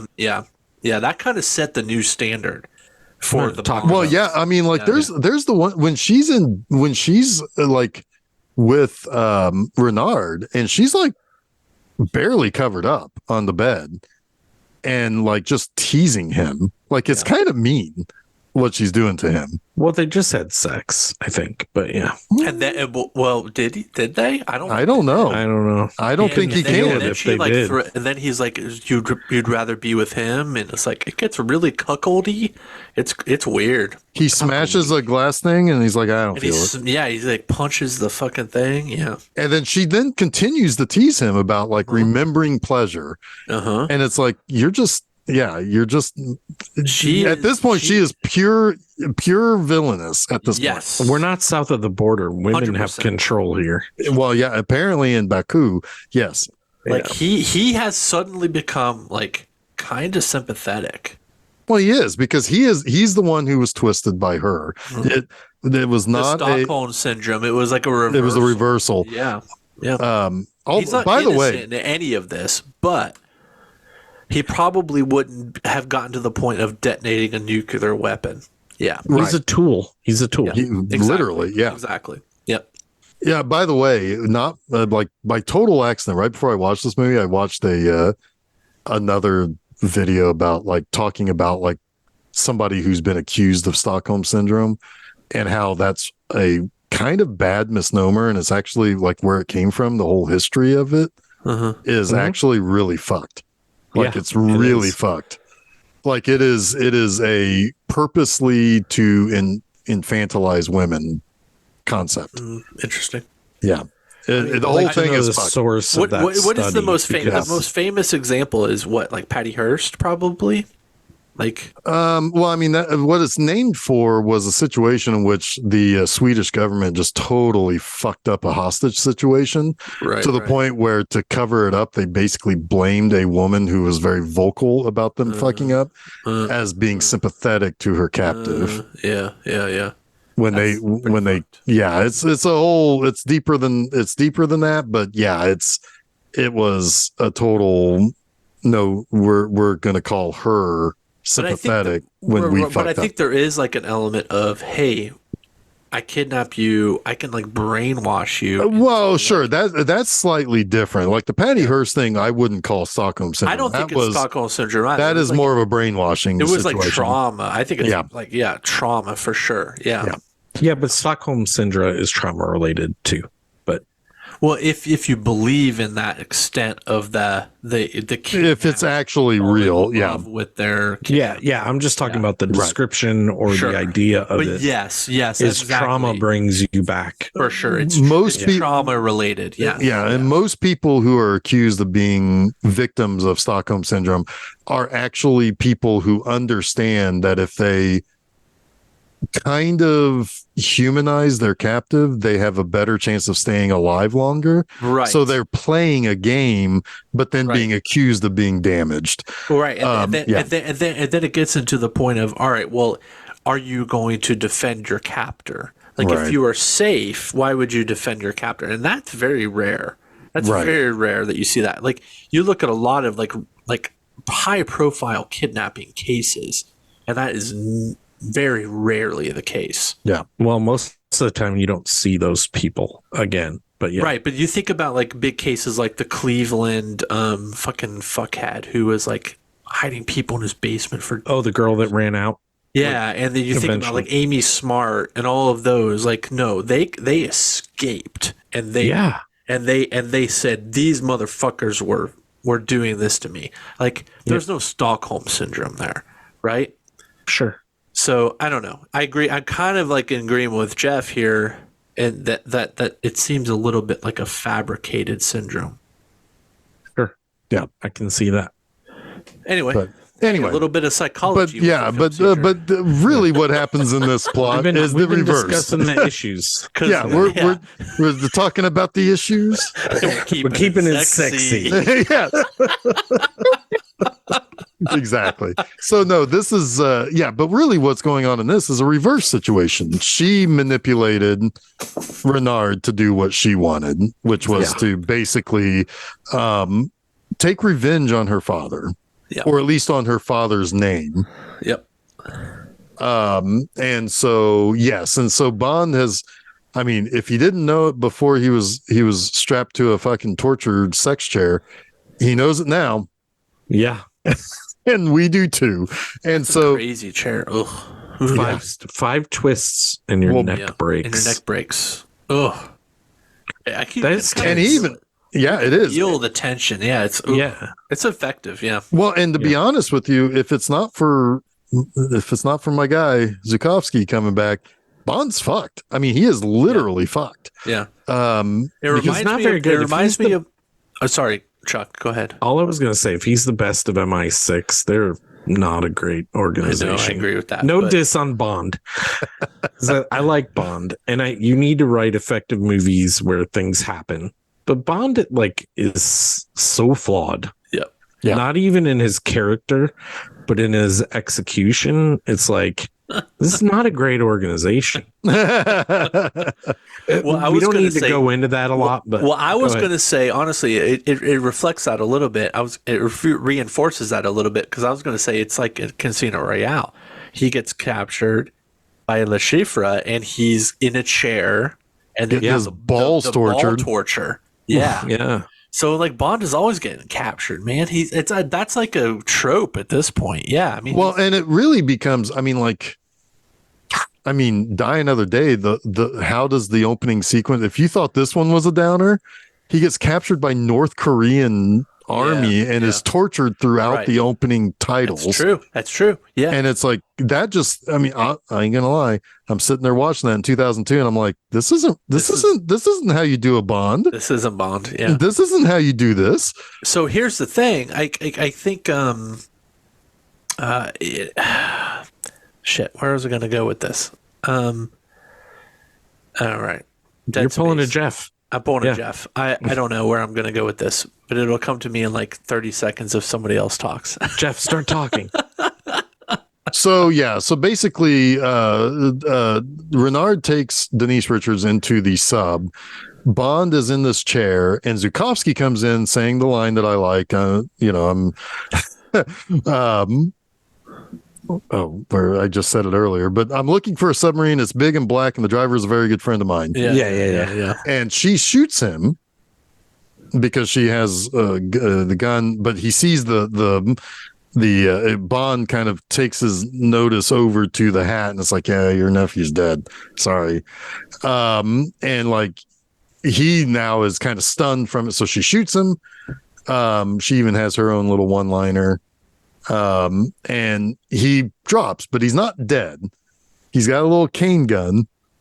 And it looks like his character for me. Oh my god, he's gonna shoot her, and then he like moves it slowly over to, and Bond's like, "What the fuck are you doing?" It's so goofy. And he shoots one of the arm braces, and then she looks at Bond and's like, "Wow, Zukovsky really hated you." hates you. Yeah, But he saved 6 million people Yeah, doing did. that. he did. Because if he kills her, Bond is not getting out. Because it's not getting out. Yeah. Exactly. Yeah. and He's a hero. He's a hero. he Yes. is. And so Bond is able to get out before he gets his neck snapped, and and she leads him on like a little playful chase. It's like, you're not going to kill me, and not in cold blood. Well, Bond has murdered people in this movie, and this whole month we have seen him murder people violently. This is his character. It's kind of good, part of his character. This is Yeah. really good, though. I mean, And so Yeah, it is. he it's a catches bit up to her. shocking. Yeah, he catches up to her where? In the bedroom. The bedroom. And she's like, it's like you'd miss, And he's like, no, you're going to call off the sub, basically. And she's like, nah. So she like gets on the radio and tells Calls Renard off, to yeah. dive. Yeah, And so he just fucking shoots her. He just kills her immediately. right there. After He also, said, I'm not going to tell you twice. Tell you twice. That's really God that's the only thing that's going through Jason's brain all month. all night, All month. all month. I will Oh, God. make Thunderball. We should mention that also he's freed M because he's figured out where M is also where Elektra is because she's rewired the little locator chip. Motherfuckers forgot about him. Yeah, and M's captured. Got to rescue M. yeah, and so she uses the locator thing to set off a signal, which then tips off everybody. Okay, this is where they're at. He frees her, and she does get there just in time to see her best friend's daughter get fucking murdered by her best agent. That's kind of great. does. That's fucking That's the metal. last we see of her in the movie. Yeah. Because I Bond's like like, that. I think that's fucking rad because well, it's that's technically not the last time we see her because we see her back we at see her at the end. we see her in Scotland or wherever that is. Yeah. But I the love safe that. house. I love that moment because that brings home the reality of the work for her. Yeah. It really does. Which is something that Bond has been has known about for his entire career. And it's something that in the first 3 movies of his run, Brosnan has tried to intimate that to this new Yeah. M who is just an accountant.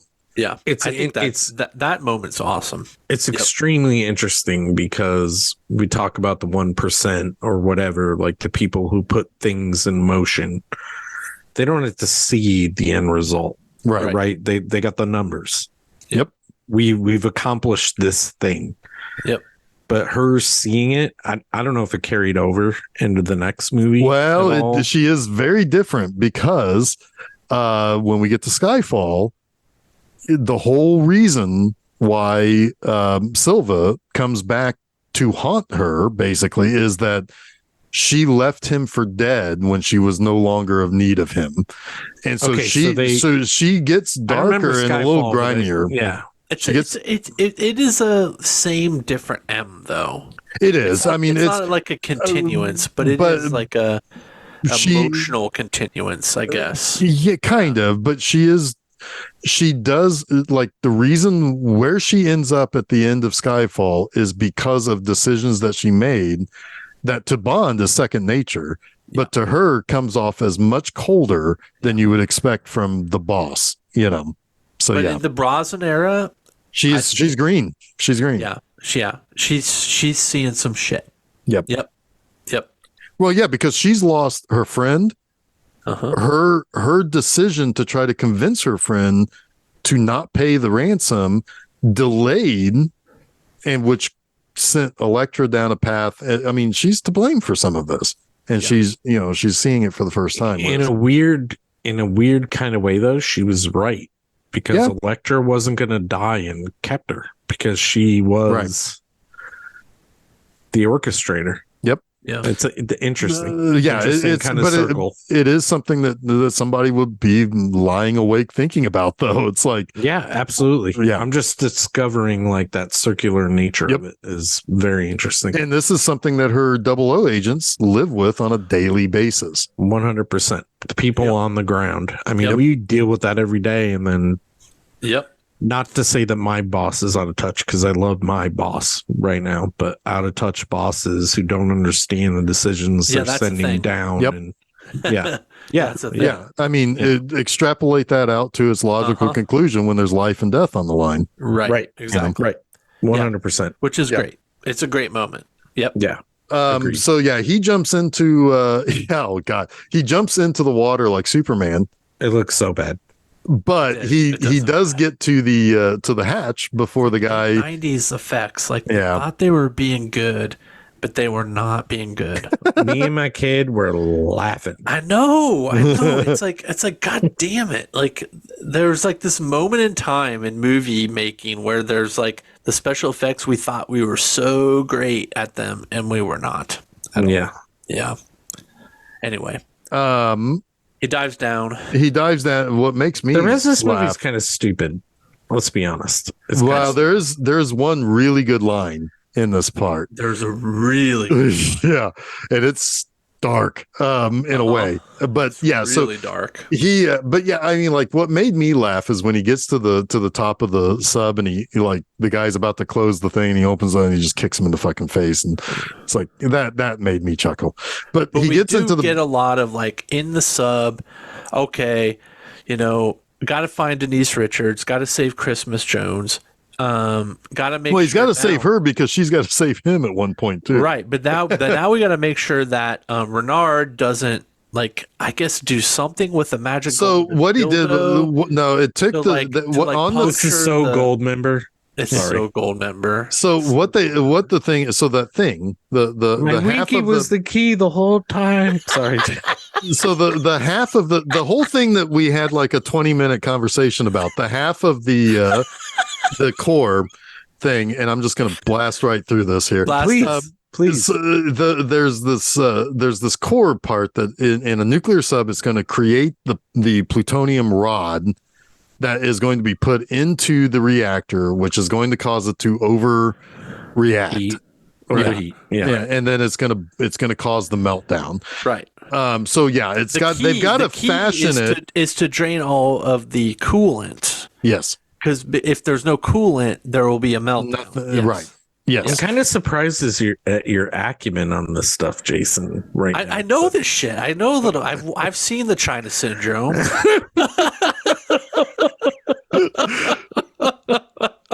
Jason took a first in nuclear physics and fucking I mean, Oxford. I'm not or surprised because you were a smart person. It's just funny how well you are understanding this stuff that I'm just I get all he's this. putting the golden winky in the thing. But I don't understand what he's doing there. I don't understand what he's doing there. Like it's like they're trying to release the coolant with that golden. Yeah, there's rod. some kind of reaction in there. I don't understand what they're trying to do because he even says it at one point. It's like they're gonna if there's no coolant, there'll be a meltdown. So Denise Richards says that, but yeah, she says that, and that makes sense. Like that is sound. But I don't know what he's trying to do with the golden rod.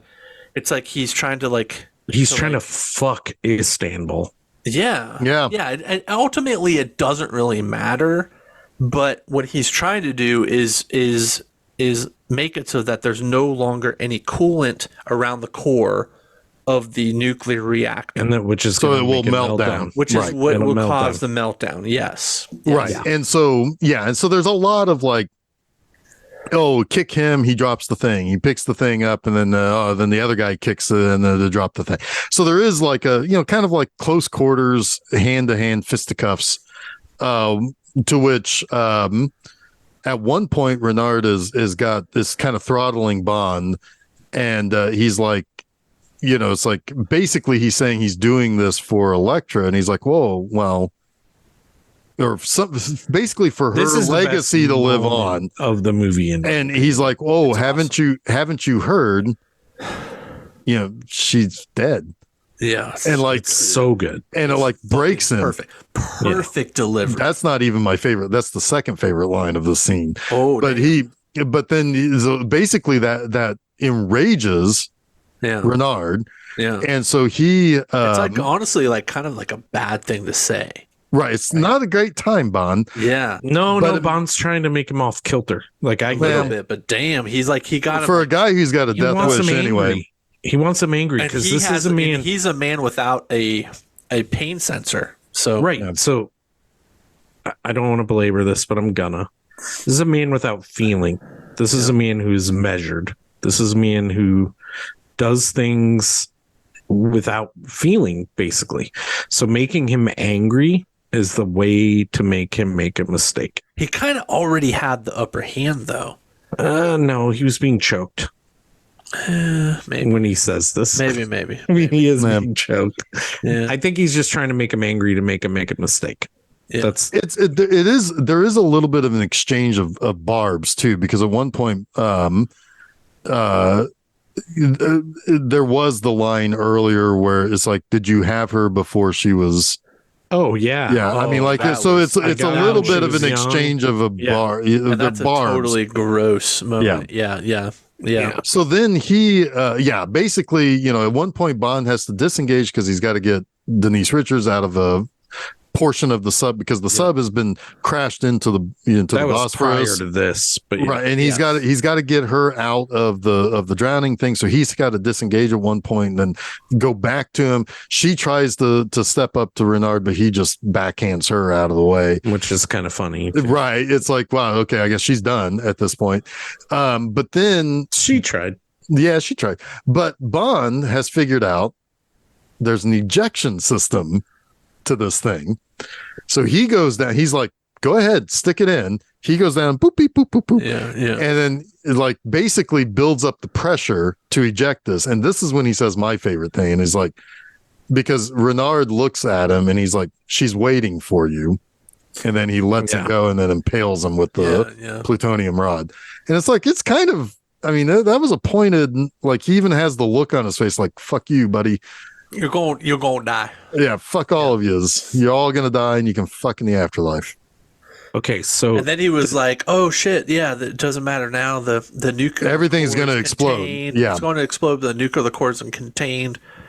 So let's go to the torpedo bay. Let's go have some sex. Yeah. So you really put this movie outside of your top 10, and you have the last movie as your third best movie? Yes. Man, I feel this is such a better movie. I don't know what, I mean, obviously we cannot argue taste. So you're allowed to like what you like, put it wherever you like. right? Yeah. This movie, I'm like, this is good. It's goofy at times. And the last movie's not good. But man, that surprises me because this seems so Bondy. Does that make sense? It seems like a Bond film, and we spent a lot of time talking last week about how the last film was like kind of outside of the Bond realm. I don't know. Well, yeah, I mean, it just surprises me. It's not an indictment or anything. Yeah, I mean, this one does finish 11th in my list. Actually, I should say Moonraker is 13th, with For Your Eyes Only 12th. But Those are good. I remember those being really good. But yeah, I mean, 10th was Living Daylights. 9th was You Only Live Twice. 8th is Live and Let Die. Thunderballs at 7. Honor Majesty Secret Service 6. Spy You Love Me 5. Casino Royale 4. License to Kill 3. GoldenEye 2. And Skyfall number 1. You got to understand, though, also, Chuck, it's like License to Kill and GoldenEye came at really, really, really, like, they hit deep for me at those times.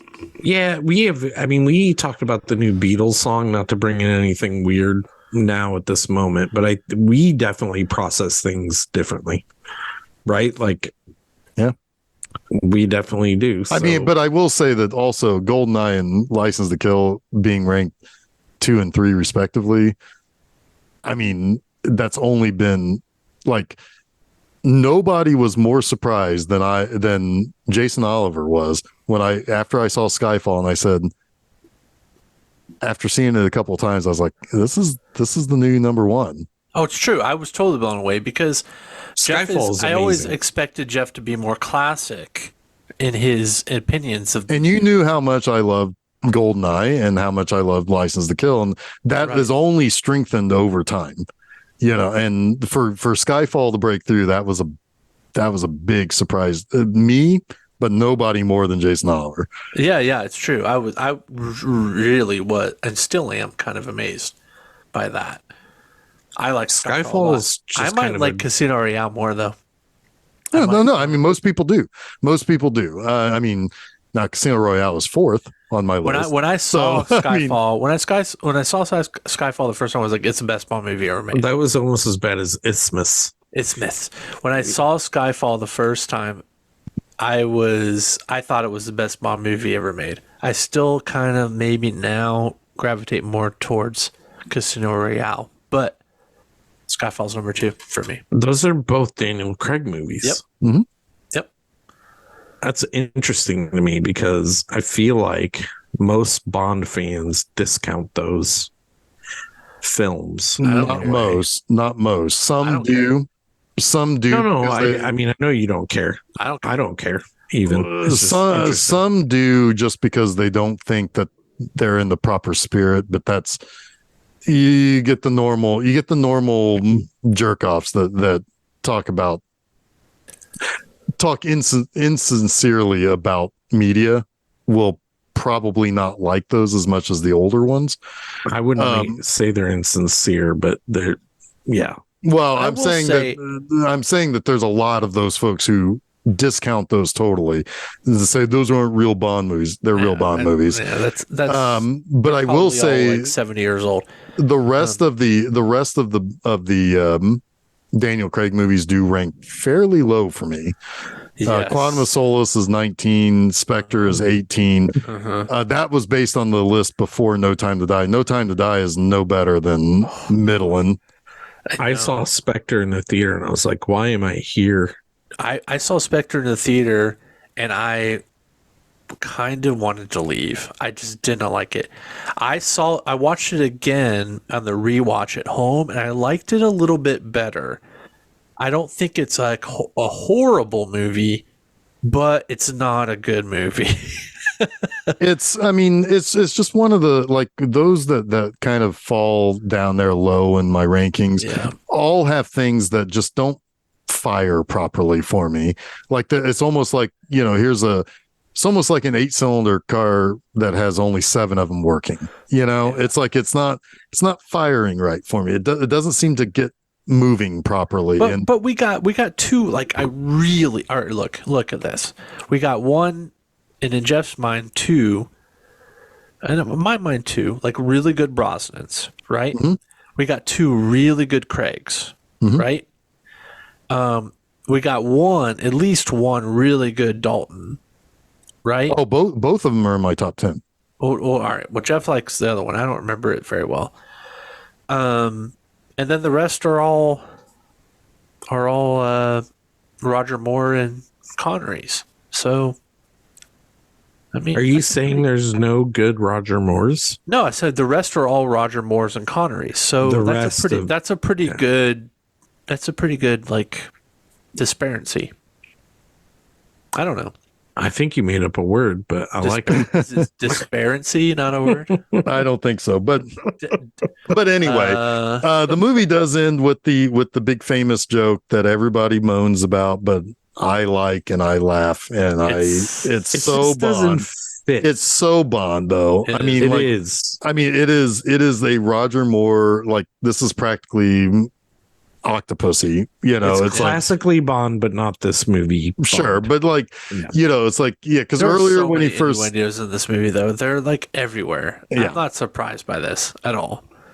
but This is not an innuendo, though. In reality, Well, no, They're just showing it's them have actually sex. not. It's like truly like, wow, that's like very direct. yeah. wow, Wow. wow, hey, Is it John Cleese who says it? John Cleese is actually Who is it that says the line? what's the line? The Christmas. I thought only Christmas. Oh, Bond says it. Bond says it. Yeah, Oh, not- Bond says John Cleese says No, he- he's the one in, like, in the censored. No, Bond says I thought Christmas only came twice when they fade or melt to them. right from to the right when so here's the thing that Bond says I've always wanted to spend Christmas in Turkey, Yeah. Yes. and then she's like, oh, Christmas jokes, like, no, not for me, never. And then it goes and it's like, okay, well, where's Bond? We got to find him. But there's all these people looking at the Yes. censor, the Yes. thermal sensor. Yeah. Yes, yeah. and Q is like, well, body, people will show up orange, and they find his him name laying is down. R. Right. Yeah, he is credited as R. And they find the orange body, and it starts to glow red. Yeah. And it's like, what's happening? And then he shuts it. And it's like, oh, it must be an early form of the Millennium Bug, and then walks off because he's going to close. No, He's totally going to. exits it. Yeah, he closes the thing, and he takes the laptop because he's going to go into another room and jerk off to it. Oh, And then it God. goes into the other. Well, I mean, It goes into Bond and it goes into the bedroom where then he says, okay. then this is when he says, I thought Christmas only came once. year. yeah. Once a year. I think I looked away and I was like looking at my phone and I heard it and I didn't see what was on screen. Yeah. I mean, That's some good movie watching. Yeah. Well, sometimes. I mean, it's also you must have voice kinda like- deafness because Pierce Brosnan and John Cleese sound very different. Well, maybe, but I was just kind of like already eye rolling the whole scene. So Whatever. I Whatever, you love it. I was too. You love it. We all love it. It's a good movie. it is. But- fun. It is. No doubt. It is. It is fun. Bond is very, like I say, all month. I cannot compare Bond to anything other than to other Bond movies, James Bond movies, the Star Trek movies, Godzilla movies, the Star Wars movies. Really, really difficult to compare to anything other than themselves. That's how important they kind of are to my to my life, to my upbringing. I mean, when we talk about, we can hash out what our favorites are. We can talk about ones. Jason likes one that I really don't. I don't care. I do. But at the same Man with time- the gold gun, I love it. But at the same time, at number 25, Die Another Day is still something I would, if it came on TV, I would watch it in favor of turning the channel to something else. I mean, to me, those 25 Bond movies are really, really, really in a class of their own. And yes, I have favorites and I have ones that I say I don't like. but at the same time, I don't like Die Another Day compared to Skyfall. I like Die Another Day far more than Triple X, for example. Right. Sure. It's like, or to any of the Fast and Furious movies. I'm sorry. Yeah. I want to say something though. I want to say something. Say something now. First off, I think our podcast would suck if we always agreed on everything. So it's good that you and Jason like two different, where one of you likes one, the other one doesn't like any. Sure. Whatever. But you mentioned Star Trek, and this surprises me because I've always been kind of like a Bond watcher. Mm-hmm. But you've taken me on 2 trips, right, over the last few years. I actually think I enjoyed the Star Trek trip more. I don't know if it's because of Discovery, and I'm not making a Star Trek joke. Wait, is that a Star Trek joke? No, Discovery? It's me too. No, me too. I like Star Trek better. Yeah, and I'm not a Star Trek fan. It's weird to me. Like, I'm like, what? I need to like think about this. I like phasers and transporters and shit. I love that shit, man. Well, I mean, and it's not. I'm not discrediting Bond. I want to say that. I think the thing is with the Star Trek movies, and that's the danger that Jeff already presented. Is you can't contrast Bond with Star Trek, right? You can't. But I do think that there is, like especially like the Star Treks 2, 3, 4, and 6, for example. Maybe not 5, even though I think you can have a good laugh with 5. Yeah, with the proper setting. But like those, the better of the Star Trek movies, particularly the even ones, 2, 4, and 6, there's a more of a consistency to those because it's all the same people making those. True. Whereas these Bond movies are much wider time frame with different eras, with different ideas of what cast way wider. Exactly. So like, I can understand why you would say that. It would be like saying, well, the 3 best Bond movies, in your opinion, could they ever compare to the original Star Wars trilogy?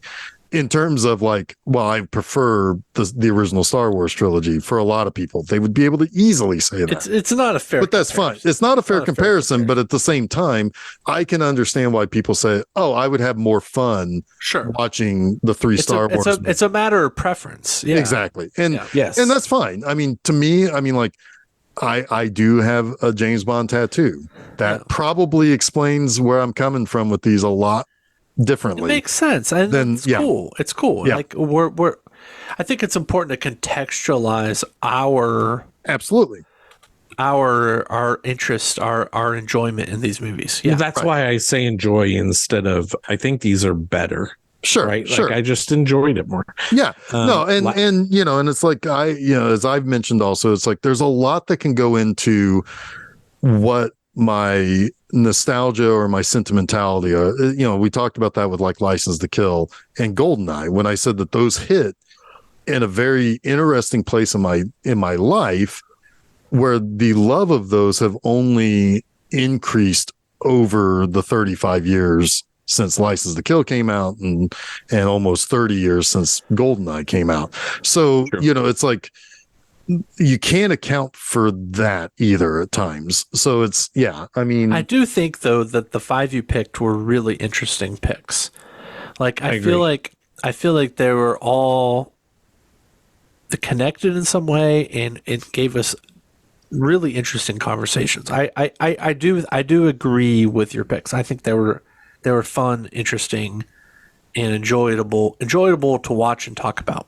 Yeah. And, and the biggest connection between From Russia with Love and License to Kill is the nostalgia angle of From Russia with Love being my dad's favorite because it was the first he saw, and then he later saw Dr. No. And License to Kill, not the first one I saw, but the first one I saw in the theater. And like I said last week, was one that made me feel like this is a really kind of, I feel more adult watching this. I feel more mature watching this, which is something that I think my dad felt with From Russia with Love too. So there's a kind of also a familial connection between like with the series and with that. Like every time a new Bond movie comes out, Dad and I go and see it, and it's that's been the case since Goldeneye. Yeah. So yeah, I mean there's an absolute 100% date on the calendar. Dad and I are going to go see the new Bond movie when there's one out. That's amazing. Like that's a great. huge thing. Yeah, absolutely. I mean, Last thing I want to say, and I guess this could be a can of worms, but I don't mean it to be. Brosnan, Lazenby tied for one. I know. For me. I know. Those are my guys. Like, if I could see another Bond film from anyone that's acted in them in their prime, it'd be those two dudes. I know. No, that's fair. I mean, I feel like we were truly robbed of a Lazenby run. Like, fuck. Yeah, it's sad. He was oddly excellent for a non-actor. Yep. I know. Yeah, no. And, I always say it's like my favorite Bond has no face. But like I said last week, if he had to twist my arm, the way that Dalton performs the role in his two movies would be, gosh, I sure wish he could have had. He's very good. Yeah, he's very good. He would come in at like 1.5 for me. Like, we have that tie and then Dalton. Yep. But like still, I would never go officially on the record to say I do have a true fit, because each movie and each Bond performance, there are some, I have my own takeaways from it. There are some really good more performances too. Like, it's really difficult. I mean, he's my Bond. Yeah, right, I mean, exactly. It's like he's the guy that I think about. Right. Exactly. Yeah, I mean, Spy Who Loved Me, Moonraker, and For Your Eyes Only are the best run of 3 in a row that any Bond has. It's hard to shake more because, like, man, ugh. But I know. You watch Lazenby and you see what he did, and then you go back and revisit some of these Brosnan movies, and you're like, man, he was good. Like, he was really good. Like, he was like the last classic Bond we'll ever get. Yep. Right? It'd be interesting. He was like the culmination of like classic Bond in the modern era. Mm-hmm. Like, unbelievably good performances. And that's what makes this one, World Is Not Enough, that perfect that perfect nexus point to where everything after it doesn't feel like the same series. But I mean, they are, but it doesn't quite have the same classical hallmarks that the others did. I will say they have interesting opportunity to recenter the whole series with a new actor around the Sean Connery era, like reset back, because when they when they reset to Daniel Craig, it was modern. Yep. Right. It'd be interesting if they were like, let's reset the whole series and make it the 60s. It would. There have been like people, a revisionist sort of. Yes, there's a little bit amazing. There's a little bit of rumblings about, what if the new Bond movie is set in, 1958. As opposed to 1962 or 2024 or whatever. Be great. And love it. That goes, this is totally off topic, but I'll say it real quick. That goes back to what I always said should have been done with the Fantastic Four. Create a TV show that takes place in 1961. Right. And then you have all of this weirdo futuristic stuff. If you do it, like, do it right though. Yeah. Like, don't do it with like this.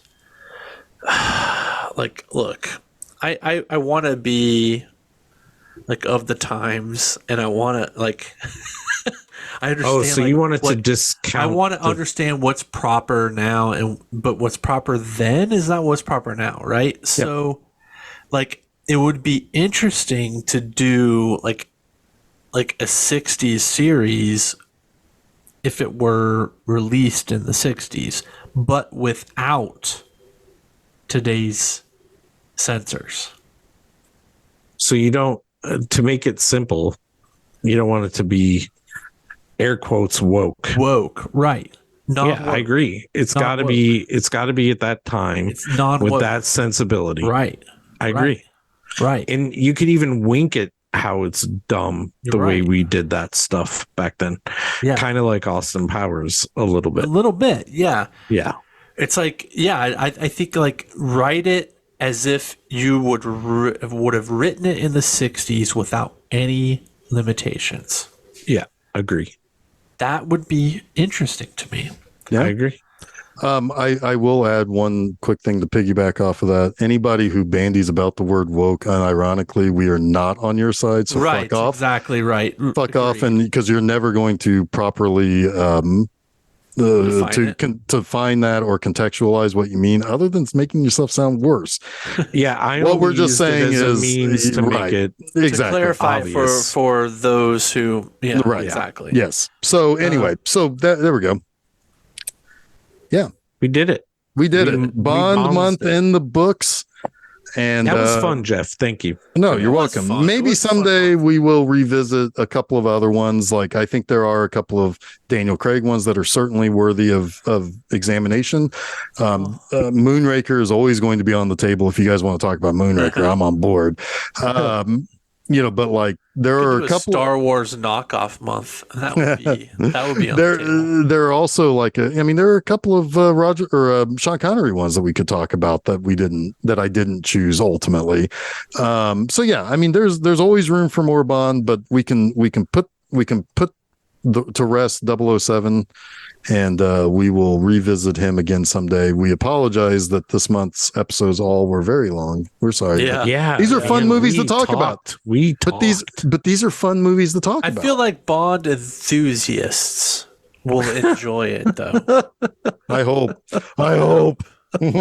They probably won't. Well, no, I mean, I don't know. They probably they'll hear the passion in my I think voice. they'll like the varying degrees of fandom and perspective, right? It is pretty even in our temperament on the movies. Yeah, I think so. Well, I mean, I picked 5 that I thought was impossible to dislike. Well, that's true too. I mean, I didn't dislike any of them. I didn't either. Well, I you didn't have love favorites, all of them, right? I mean, and again, compared against to each other, that's perfectly fine to say. Yeah, but no, I mean, there was. I knew if I picked these 5 in particular, nobody would come out of the gate saying, "God, this movie was trash," or "This one didn't work," or "This one doesn't work." Giving a little bit of justice to Denise Richards, I really do. Yeah, because absolutely, and Lazenby. I think you're right, and Lazenby as well, right? Because I don't think we needed to necessarily do that for Lazenby. I think it's happening on its own. I agree, but if the casual listener were to tune in, I think that they would be interested in watching both of these movies with a new eye. Agree. Yeah. A golden eye? A golden eye, perhaps. A golden face. Ooh. Like from The Office. Yeah. Golden. Yeah. All right. So next moving on. We put to rest Bond month because November November was always Bond month on TV, so we're putting it to rest as far as Thanksgiving Bond marathon. So let's move into December where things are getting cold. We start things off next Wednesday with this is all Chuck's picks. The Ice Storm. Chuck, I'm excited to look at that again. This is going to be an interesting month. Yeah, I don't want to call it a theme month. No, but everything sounds cold. Yeah, I picked movies that have kind of a chilly feel or title, but it's not centered around that at all. And they're all. And then we end on a pretty good banger for an all ages movie. Yeah, the last one is the only one I know I love. Out of all 4 of them. This would be good. Yeah. Good revisitation. But I remember liking every movie I picked, but it's been so it's almost going to be new for me on 2 of them. Like, I haven't seen this in 20 years, so we'll see. Hopefully they're all great.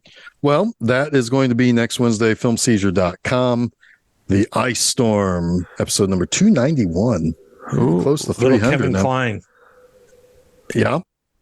Yes, indeed. And Sigourney Weaver. Yep. That's Kevin Costner. That's later. What? Kevin Costner? That's in not the big next show. week. Not next week, but that's later. We'll get Costner next month. We get his hand. We get his hand. Yeah. That's all we get. Anyway, Okay, so that is filmseizure.com. That's where you can go and listen to all of our episodes. You can find out where you can subscribe to us, where you can follow us on the social medias and whatnot.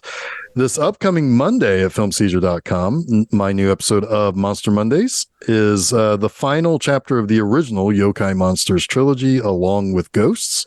Ooh, Kind of an interesting one. Chuck, I think you'd like the Yokai Monsters movies. I probably would. There's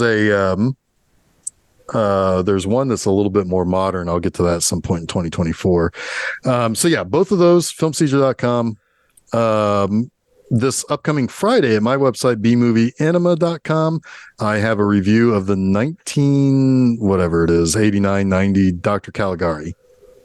Nice. That is a bonkers ass movie, and I knew watching it that Jason Oliver would love it, and he did confirm instantly. I love it. That he loves it because it's avant-garde, and I can't promise that it is entirely my thing. I have some. Well, yeah, But it has moments of it that I do.